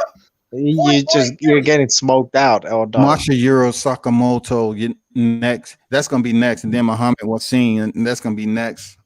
So you say Isaac Vic Darchinian with 9 losses, his best win. So his best win is Vic Darchinian that I'm showing on the screen the evidence, who got 9 losses and been knocked out 5 times. So you're bragging about next him. is gonna be Zolante Tete. Bro, yo, L Dog, bro, you gotta man up, bro. Don't need so. I'm telling, but how many losses does Bernard Hopkins have? The so-called great. Knocking out. Nobody's talking about Bernard Hopkins. Stay on Hey, topic, but man. We're Money talking saying about this the guy topic got at 9 hand. losses. Vasiliy He's a Lomachenko, bum. man. But Bernard Hopkins, he got 8 losses. So what? He lost his first fight in the professional ranks too to to a bum. to Mitchell. So he's still a Hall of Was Famer. Vic Darcinian undisputed like Bernard Hopkins? Was He Vic won a Darcinian light heavyweight champion, 46 years old too. 49 So years old? that's what you gotta Did say. Vic Darcinian He beat was Hall of Famer 3-time like light he heavyweight did champion Oscar too. De La Hoya? Did he beat The same energy, L Dog. 3-time light heavyweight champion over the Yo, age L of Dog, 40. you're getting cooked, bro. Like real talk, bro. Facts. I ain't getting cooked, man. I'm telling these guys. So like, you You saying keep bringing up because other black fighters, These- man, these- in these different weight guys, classes that have they nothing don't- to they do don't You don't know. got Mark to save you, bro. Mark can't Nah, save you, bro. these guys don't even know. No, half you're the saying names Vic I'm reading Darcinian off. comparing him to Bernard Hopkins. Was Bernard Hopkins knocked out 5 times, L-Dog? Yes or no? I don't know, but he was knocked out the You ring don't by a know- fucking you don't builder. know shit about boxing. You do. Hey, You don't he know shit got about knocked out the boxing. ring You don't by know a shit part-time about boxing, boxer. and you saying Lomachenko is the greatest boxer you ever seen. Yeah, Lomachenko is the greatest boxer of all time. You're a clown, bruh. You're a clown, and you saying Donaire is so good, and his best win was Vic Darcinian, who got knocked out 5 times. Bro, he got knocked out past his 4 prime. other people did what he did. So 4 other people did what Nonito Donaire did. Bro, What Vic makes it so great if Darcinian 4 was other a people Vic did it? Darcinian. It was a good fighter, man. You ain't keeping it He wasn't a 100, good fighter. He bro. wasn't a great fighter. The question is, has Lomachenko beat a Hall of Famer? Yes, Yes, or no? Guillermo Rigondeaux. Rigondeaux, who did Rigondeaux beat besides Nonito Donaire? One of the most he hated beat Cuban Donaire, boxers. man. Donaire was a top 3, and also boxers get into the Hall of Fame off their amateur accomplishments as well. Now we're talking about pros. Oh my bro. Nah, God. bro. You Ain't asked nobody me talking if we about was gonna be in amateurs, the Hall bro. of Fame. As a professional. You- Didn't Lomachenko lose to Salido? Yes or no? No. Facts. Yes, he did lose. 12 He lost, Salido man. had He just 12 Hey, couldn't losses. I He thought got his ass Lomachenko won beat, that bro. fight. Salido with 12 losses beat your No, he boy didn't. Lomachenko, the greatest fighter in your eyes. Got Yeah, the beat by greatest fighter in Salido, the who world. had 12 losses on his record. Yeah, what does the number of getting losses cooked, matter, bro. though? Now losses don't matter. Oh, Now No, losses losses don't matter, I mean, bro. which Bro, one how is- many losses did is it? Henry Armstrong have? One of the So, greatest fighters of all back, time. Back to the point. So did Lomachenko, you know what I mean, ever beat a Hall of Famer? Yes or no? Yes, Guillermo Rigondeaux. Rigondeaux, you said he's going to be a Hall of Famer. You didn't say he's a Hall of Famer right now. The question is, has he beat a current Hall of Famer? Yes or no? And you said he's going to be. No, because Lomachenko doesn't fight old men. You said Yo, Lomachenko- Mr. DAZN, H Money, bro. Put JC's comment on L Dog, the latest comment, bro. The screen. So How old is Linares and Pedraza? there we go. L Dog took the short bus to the channel, bro. Facts.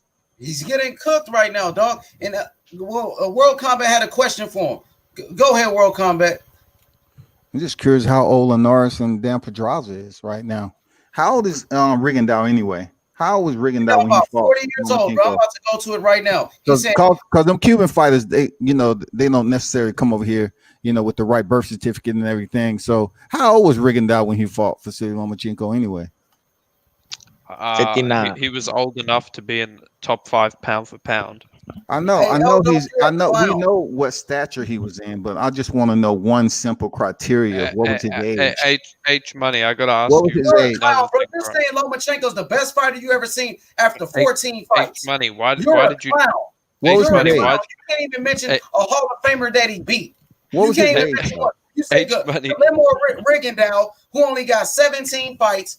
Rigondeaux, how old is Rigondeaux? 39 years old. Talking about he don't fight old fighters. Rigondeaux, 39 damn He years was an old. old fighter when he What the hell fought. are you talking about? H Money, What why the hell are did you talking why about? did And did Lomachenko duck Devin Haney? Yes or no? Did he go to the WBC and request a franchise belt? Bruh. Yes or no? Facts. Concur. Facts. Devin Haney tore his shoulder to escape from Lomachenko. Yes or no? He had already had the belt when he had a shoulder Answer the injury. question, That's bro. why he couldn't defend. You ain't answering the the question. Answer the question, bro. H Money, why did you duck Johnny Boy? Johnny who? Johnny Boy's a bitch. Johnny who? You ducked Johnny Boy. Who are you talking about? A crackhead, bro? A heroin addict? A racist white boy? That's what you talking about? Bro, Yeah, so you shout getting out to Johnny Boy, bro. back to you getting cooked. You know what I'm saying? So did Lomachenko Shout go out to to Johnny WBC Boy, bro. and request Johnny the world Boy's a title? bum. Yes or no? How is he ducking Johnny Boy when we have his number? We've been calling him. Yeah, we have his Bro, number, bro. it's Answer the H question. Money, man. Answer the H question, Money. bro. Did Lomachenko duck Devin Haney and request a franchise belt? Yes or no? No. Coco, jump on Coco. After he said no white boy can beat him. After he said no white boy can beat him, and he ducked, and he's gone. As you can see, ran out the screen, bro. Yeah, Hergovich is a bum. The man just ran, bro. He didn't get kicked out. He never got muted or anything, bro. The man just That's what happens, bro. They can't take the heat, bro. That's what happens to them, bro. Wow, he ran for real, bro. Too much pressure, bro. Too much pressure. You know what I'm saying? Pressure bust pipes. You know what I mean? But yeah, bro. You know what I'm saying? That's what happens when you ask him about Lomachenko ducking Devin Haney. They run. When you ask him about Devin Haney and Loma, he ain't got nothing to say. The man said Lomachenko the greatest fighter he ever seen after 14 fights. And he got a loss to Salido. Salido, who got 12 losses on his record. 12 losses. Speak to him. Talk to him. Yeah, man. 12 losses for Salido, and he beat Lomachenko, your so-called greatest fighter you ever seen before. The man only got 14 damn fights. How the hell is he the best fighter? The hell wrong with these, man? What the hell wrong with them, bro?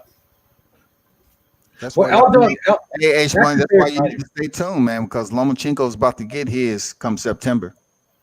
I think he's good enough to beat Teofimo. I ain't gonna lie. I think I'm gonna be honest with you, H Money. Out of saving grace to everything you got going. I'm telling you, Teofimo is gonna defeat Lomachenko, man. I don't know. Man, we gotta wait and see. But I know this for a fact. Tio's my boy. Tio's my boy. He's gonna defeat Lomachenko. You know him personally? He said, "Me? You know him personally? Yeah. I've covered him. I covered him several times out there, man. I mean, I've ate dinner with his family. I have a connection with Teofimo. He's a good dude, but I know how athletic he is. I mean, he's on another level, man. He looked bad against the Japanese, Masayoshi Nakatani, I believe. But besides that, he's going to be in a much different place now that he's married, got all the family drama out the way, come in a much stronger fighter. We seen him against Richard Comey. He went in there and dusted him in 2 rounds. I heard Teofimo's not a lightweight. I heard that he's gonna have to work hard to reach that weight, because I heard his natural weight's like 160. Who am I speaking to? Oh, this is Camacho. Okay, Camacho, you're absolutely right, because I've been there when he had the shakeout at 2:30 in the morning. So that's why him and his dad want to move up to 140, because they've been wanting to get rid of, abort the mission with 135-pound division and move up to 140 because of weight issues. But now they're trying to get the big checks, and this is the first step. If indeed he goes in there and defeat Lomachenko, they're coming for head of Devin Haney. They just might go for the WBC and try to unify the lightweight division. I want to see this fight happen, but Teofimo is a big ass lightweight, and Lomachenko is a tiny lightweight. And see, that's all I'm saying, man. See, this dude right here got good eyesight, man. I'm telling you. But the thing is, here's I think what might happen. I think if Loma can't take Teo's power, Loma's going down. But if the fight goes the distance, I think Teofimo, being a young guy, being a guy who's easily, taking down some opponents with his power, he might get frustrated. And those angles, Loma has those good angles, man. Those angles might frustrate him, So we'll see what happens. It's a good ass fight. I'm excited. Tell me this, Camacho. Did Luke Campbell get frustrated? No, that one went the distance, huh? No, right? So do you consider Luke Campbell better fighter than Teofimo Lopez? Hell no. I answer your question. Hell no. Hell no? Teofimo will stop Luke Campbell if they fight. So just take that performance Lomachenko put in against Luke Campbell and then carry it over to Teofimo Lopez, fighting Luke Campbell, defeating him. He'll stop Luke Campbell because he has more punching power than Lomachenko. and it's gonna be a good fight, man. It's gonna be a solid fight. Yo, World Combat, you got a question real quick. El Jefe wants to know, you know what I mean? He said, what are your thoughts on Virgil Ortiz? Virgil Ortiz, man, they're really raising him up, micromanaging that kid right now. And I seen him once. I spoke to him once. And they're just trying to make sure everything's in line, but they're not going to put him in there with the savages just yet. I think he has a bright, bright future. I'm glad he's in the division he's in. I'm telling you, y'all, don't take your eye off Virgil Ortiz, man. I'm telling you, dude is going to be a problem when the changing of the guard happen. And you know who the changing of the guard is, right? You know, in the next year or two, it's going to be a changing of the guard. So we all know who they are. What do you mean changing of the guard? If you can What division is Virgil Ortiz fighting in? Virgil Ortiz, is he under lightweight? Is he below lightweight? No. He a welterweight. He's welterweight. Oh, okay. He fights 147. So the changing of the guard is going to be coming in upcoming years, like maybe 2-3. You have Errol Spence sooner or later may be up to 154 because he's only fought one division. And then you have Terrence Crawford, who's getting older, right? You have Sean Porter in the same category. You have Danny Garcia, you have Keith Thurman. All those guys sooner or later is going to be changing of the guard. And you're going to have the other fighters remaining like Virgil Ortiz, Yordenis Ugas, Sergey Lipinets. Who else is there? Robert Easter, I think he's up there 147. You're going to have a whole lot of other fighters that's up and coming. It's going to be a 147. But Virgil Ortiz is going to be one of those guys, man. So who do you think is going to be left standing in like 5 years? Ryan, Teo, Shakur, or Devin Haney? Like, out of the young talent in the kind of lightweight range? Damn good question, man. Because right now, Devin Haney is ahead of Shakur Stevenson in divisions, right? Mm-hmm. So, like I told everybody, Shakur Stevenson, he will be champion from featherweight all the way up to the highest of welterweight in his career. Guarantee it. Watch. He will be a champion in every division. Now, along that road, he's going to run into Devin Haney. And I believe Shakur Stevenson and Devin Haney will fight probably at 140. I don't think Shakur Stevenson is going to catch up with Haney at 135 because he's going to get another title. He's going to try to and move up to 140. Everybody doesn't have the frame to move up weight classes from 140 to 147 and potentially 154. I don't see it in Devin Haney right now, but who knows by the time he gets up there to the higher divisions, what is, he get older in life, how his body may expand or whatever. But I can tell you who else is going to be up there in the welterweight division, and that's Teofimo Lopez. Hands down, period. Now, Ryan Garcia, I don't know what the hell he's planning on doing, but Ryan has height. And we can probably see Ryan, advance the weight classes, but we really have to see what he's made of. Like, I'm just curious to see what Ryan's going to do once he's in there with a boxer like Devin Haney, Shakur Stevenson, Gervonta, and we can't leave out Gervonta Davis now. The good thing about that is Gervonta Davis won't be in 147. He's just too short. We could kind of leave him, man. He's just it mostly has to do with his demeanor and him hanging out with Adrian Broner. That's like a bad influence. Well, to be honest with you, bro, this is real talk. I'm not defending. I'm talking about being there. All right. Every single time, and I've seen Adrian Broner in person on deck around 6 times. I've never seen Tank Davis hang out with Adrian Broner or in his group. You know who I did see with him? Robert Easter Jr. That's the only boxer, and this other kid that's coming up through the ranks. But the only person I see hanging out with Adrian Broner is Robert Easter. Even when he came down here in Atlanta, I never saw Adrian Broner in the locker room of Gervonta Davis. And I was back there. Not once, man. Now outside going to the club and all that, they might hang out, bro. They might do that shit, strip clubs and all that. Yeah, they might. But when they on deck in the arena, I never seen them together. For sure. We got some questions real quick in the chat for the panel. Okay, Gusto says, who y'all got? Luke Campbell or Ryan Garcia? I'll go first. I got Ryan Garcia by knockout. I think Ryan Garcia will knock out Luke Campbell. I think Luke Campbell, he doesn't have any power to keep Ryan Garcia off of him. Ryan Garcia is taller than Luke Campbell as well. And I just think Ryan is too explosive for Luke. And Ryan Garcia, he has problems with pressure fighters like, Rolly Romero, we seen in the sparring session, was able to put pressure on him and test his chin. But Luke Campbell doesn't have the power, and he's not aggressive enough to keep Ryan Garcia off of him. I got Ryan. Camacho, then World Combat. Answer. What y'all think about Ryan versus Luke Campbell? Luke Campbell will be a good name on Ryan Garcia's resume if he gets it right. I've been trying to measure Ryan's power. He looks real good sometimes, real powerful. Then he looks, average in some other fights. I think it'll see. Damn, it's a tough one. Because I think Ryan is at a good weight. I think Ryan will win, but I think it'll go distance. For sure. What about you, World Combat Sports? Who you got, Ryan Garcia or Luke Campbell in that fight?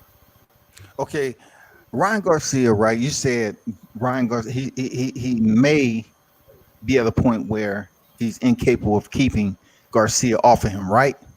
And then I look at how he fought Vasiliy Lomachenko. He's supposed to have the best footwork in the game, right? He's supposed to be a pressure fighter. He's the ones that break down the fighters. He's not a power puncher, but he breaks them down.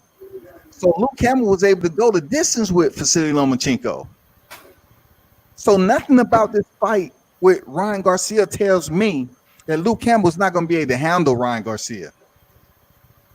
That's just me. He dropped him in the 11th, but Luke Campbell went the distance. He got up. He went the distance with Lomachenko. Yeah, he did. I just think that Ryan. You think Ryan Garcia is anywhere close in the barometer of Vasiliy Lomachenko? Now, that's just my comparison, my ruler, man. I just look at it from that perspective. Like, I don't even think Ryan Garcia is in the proximity of fighters that's technically comparable to step in there with Vasiliy Lomachenko at this time. But to say that Luke Campbell, who did fight Vasiliy Lomachenko, went the distance after the 11th round knockout, I think he's able to give it to Ryan Garcia. I got Luke Campbell, man. For sure. I respect it. I respect your opinion. You know what I mean? Yo, we got another question from Fresh BX. He says, if Ryan Garcia versus Luke Campbell doesn't happen, whose fault will it be? I'm gonna let start with World Combat Sports. Whose fault will it be if it doesn't happen? It's going to be about the dollar bill if it doesn't happen, because right now, from what I'm hearing, Ryan Garcia is turning down 200,000+. He's at a point in his life where he's already made the declaration that he's not going to be in boxing only about 4 or 5 more years, right? And we all know he's young as shit. So for him to say that means, I don't know. I think he has Hollywood in his future, but it has to be about money. If Ryan versus Campbell doesn't happen, I don't think it's going to be Golden Boy that's going to let a fight like this slip out, because this would be Ryan Garcia's biggest test yet, fighting a gold medalist like Luke Campbell. So we'll see what happens, man. It'll definitely have to be about money. If Ryan Garcia versus Luke Campbell doesn't happen, I'd probably blame it 100% on Ryan. If you're talking about retiring at 25, you're not in it for the long term, bro. You're not in it for the glory. You're probably in it for the money and the fame. Here's the thing about Oscar De La Hoya and Golden Boy. I do see evidence that he does pressure his fighters to make good fights happen, to the point where he even strains his relationships with his fighters. Like, I think he has a strained relationship with Canelo, because Canelo won't do the fights that Oscar wants. I'm hearing that there's tension between Ryan and Oscar going on right now. So I blame it 100% on Ryan, not Golden Boy. From what I've seen, Golden Boy wants the fights to happen, And whole Ryan thing, man. Ryan is so young. He's pricing himself so high, so early in his career. You know, it's kind of frustrating right now. I don't know. I think a lot of these fighters, they price themselves way too high. You know, what do you guys think about that? Man, I'm gonna be honest with you. Like, I've been through some dark alleys in boxing, and it would have been a point in time where I said the same thing you said. Like, damn, why don't the best fight the best, man? You know, that's what we want to see. Why do you always got to make it about money? And then I'm seeing fighters that's already fought. And of course, out of respect, I'm gonna leave their names alone, but they already fought, and we used to watch them fight. And they're in the gym training. And you know, I've heard of certain fighters that are in your conversations. I'm pretty sure H Money has mentioned these fighters in his conversations in boxing, and plenty of y'all, Camacho, all of them. And you know, at one point in time, you know, they had to sell some of their belongings. You know, boxing don't have a retirement plan. So at this stage, my mentality has changed. Ask for the money. Ask for it, because it doesn't have a retirement plan. When it's over, it's fucking over, yo. So if you don't have enough money to support your family, your kids, your college, healthcare, all this shit, if you even make it up to that level, ask for the bag. Period. You have to. Sure. You know, let me give my 2 cents on it. Fresh BX said, if Ryan Garcia versus Luke Campbell doesn't happen, whose fault will it be? Man, that's a good question. Whose fault will it be? Man, I look at it like it's going to be easy work for Ryan. So I don't think it's going to be Ryan's fault. I think Ryan going to knock him out. You know what I mean? I seen Luke Campbell get hurt against Lomachenko to the body. Lomachenko was hurting him to the body. Luke Campbell, I believe, has 3 losses already on his resume. Luke Campbell, he can box. He's an Olympic gold medalist. I'm looking at his resume right now. That was the first time he got stopped, H Money.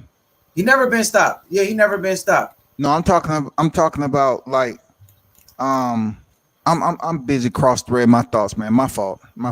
Go ahead, man. No, what was you about to say? My bad. I was cross-threading. I was thinking of 2 boxes at one time, man. I'm up here thinking ahead. You know, talking out loud, thinking ahead, man. So he lost to Linares. Luke Campbell lost to Linares twice. Yes, but we're talking about how many of those fights was he stopped? Say it again. I'm sorry. What was your question? I'm sorry, I missed it. How many of those fights out of Luke Campbell's losses was he stopped? He never been stopped. So how in the heck is Ryan Garcia, just because he makes freaking mitt videos and flash videos, how he gonna stop him if Lomachenko wasn't able to stop him? Ryan Garcia is a bigger puncher than Lomachenko. Lomachenko is, like you said, like Camacho has said. Lomachenko, he's a poor boxer, bro. I understand. I respect what you're saying. He's just a poor boxer, though, man. He stands upright. He stands tall. Got power, though. He got that sweet left hook. He does have Eddie Reynoso. Bro, it's a lot of people have left hooks. Like, let's look at Floyd Mayweather and Ricky Hatton check left hook into the turnbuckle. Like, left hook, goddamn Joe Frazier. We have a lot of people, but in between the left hook, you got to box sometime. You got to box.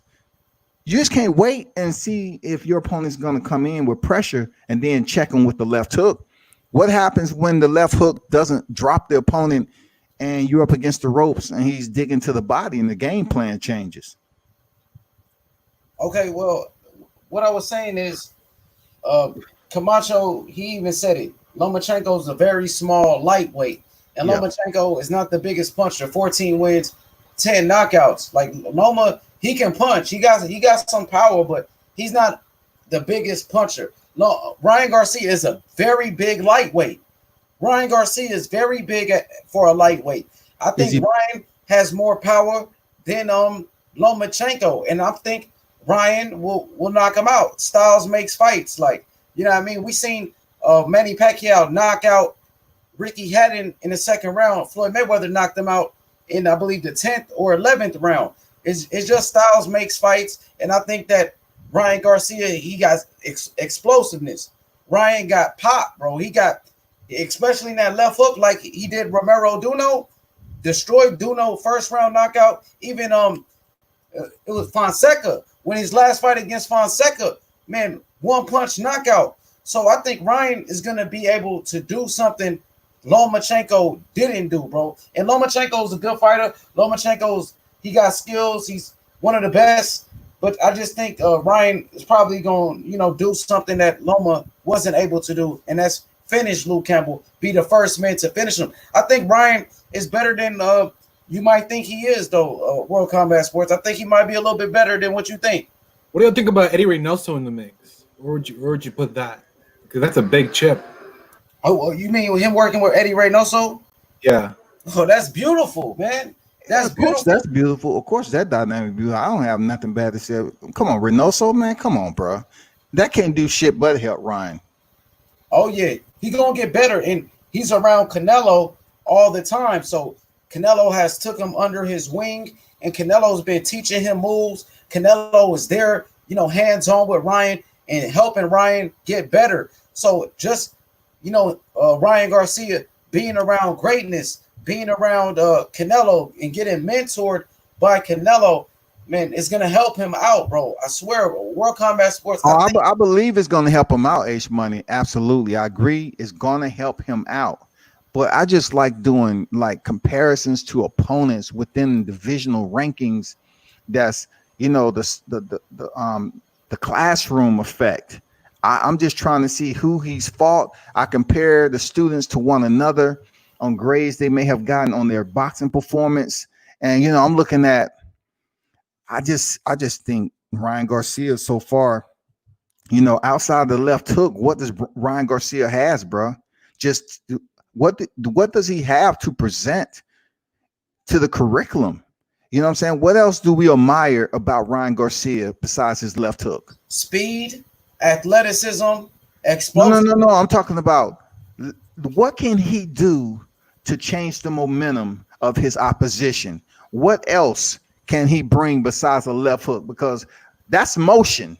Speed is motion. You know what I'm saying? You're talking about motion. You know what I'm saying? What else does he have as far as changing the momentum of the fight? What is his game changer besides the left hook? What do you see him do well?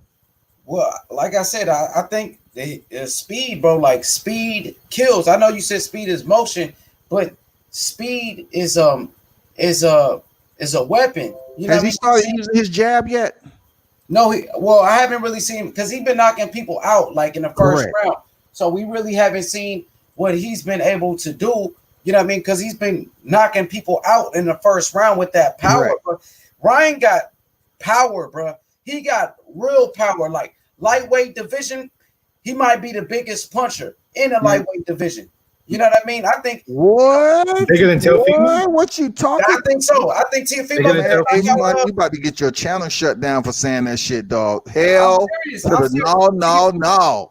Teofimo didn't even knock out Nakatani. Gervonta Davis, man, is the hardest puncher in the lightweight division. He only had one fight at lightweight, and it don't matter, man. I seen that dude fight. He's a savage, man. He would run. Look, he would run over Ryan Garcia. Bro, you don't think Ryan Garcia would have knocked out Gamboa? Ryan would have knocked him out before that 12 What? Round. It would have been, it would have been a tough fight for Ryan Garcia. Gamboa took some shit, bro. Gamboa was on one leg, though. He was on. It's different, right? H Money. It's different when you're trying to say, well, okay, he has a left hook, he has power, he got speed. But with Gervonta Davis, he has power in his jab. He has powers to the hooks to the body, either hand. When he can do whatever he chooses to. When he really get inside the box, he can box on the outside. Man, Gervonta Davis is a savage, man. Don't let the outside shit fool you. His domestic problems, man, I'm telling you, he would go in there. He's like a motherfucking wild dog. I'm not saying that because he's a black fighter. I'm saying it because I've seen him in his home place train a little bit. I seen him fight with Carlos Nunez, and then I seen him down here with Yorkins Gamboa. I seen the fight as close as you could possibly get. That dude is a savage, bro. I don't see Ryan Garcia as a savage, though. I think he could be a savage all he wants. You know what I mean? He could be a savage, but I'm saying at 135, Ryan has been at 135. You know what I mean? Gervonta had one fight at 135. He's not a true lightweight. And then Gervonta, his next fight's supposed to be against Leo Santa Cruz at 130. So I'm not going to even put him in that category because he's going from only one fight at 130. Then one fight at 135. Then he's at 130. And then on top of that, he won 12 rounds with Gamboa on one leg. And he could have knocked him out. Money, man. It wasn't just one leg, bro. Like, well, let me finish real quick. Terrence Crawford knocked him out, and it took Terrence Crawford 8 rounds to be the undefeated Gamboa. You know what I mean? I think Ryan Garcia would have knocked out Gamboa before the 12th round. Just being real. Go ahead. I'm just looking at how you're going to set up the knockout. What is going to be your premeditation to set up this knockout? I don't see the versatility of variety in Ryan Garcia as a boxer yet to basically set up and use that IQ to set his knockdowns. The way that Gervonta Davis was going out to get the knockdown started in the first round through the 12th round. And yes, Gamboa took some shots, but the one thing about it, Gervonta was versatile. He used different pockets to set up different combinations to break Gamboa down for that 12th round knockout. It's just like Terrence Crawford and Jose Benavidez. He fought him, in times he laid off, sometimes he pressured, and then he hit him with a right uppercut. It was somewhat similar to Gervonta. Gervonta stuck him with a left uppercut, and then another left uppercut, and then he dropped, and then the count started. I'm just talking about variety, H-Money, like Ryan Garcia's variety besides the left hook. How are you going to break your opponent down, fatigue him, get him tired, get him degraded to knock him out if the first 2 or 3 or 4 left hooks don't work? That's all I'm saying. Well, he knocked out Duno with a right hand. So he got a right hand. His favorite punch, his best punch is his left hook, but he also got a right hand. And the thing is this, sure, Gervonta got power, and we know that, but who has Gervonta been knocking out, bro? He's been knocking out a lot of bums. He knocked out Pedraza in the 7th round, bro, and Vasiliy Lomachenko went the distance with him. Like I was saying, Lomachenko's not the biggest puncher. Remember, I was just saying that, against Luke Campbell, you know what I mean? But all I'm saying is Gervonta is turning 26 years old.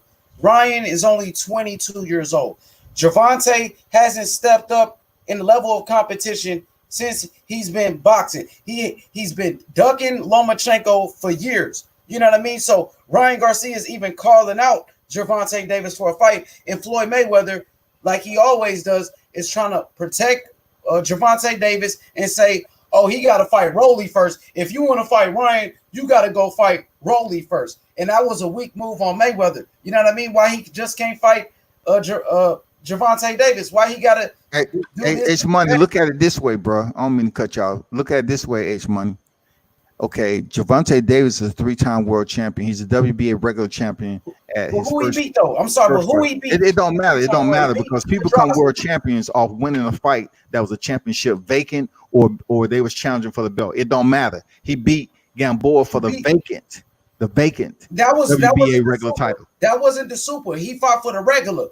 So that's not the world. I just said the regular. I just said the regular. Oh, my bad. I apologize. I just said he fought for the regular title at lightweight for the vacant regular title, and he won it, right? Okay, he fought Gamboa, which a lot of people gave stock to. They gave him Wall Street, for his name being in there with Crawford and all this other stuff. And though he had a pretty decent layoff, he still went in there and performed well. I was totally impressed with Gamboa.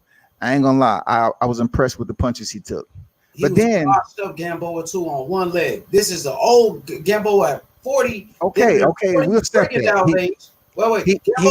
He hurt his Achilles tendon. He did. He hurt his Achilles tendon. Okay, but also that was the first time that Gervonta Davis went that far in a fight.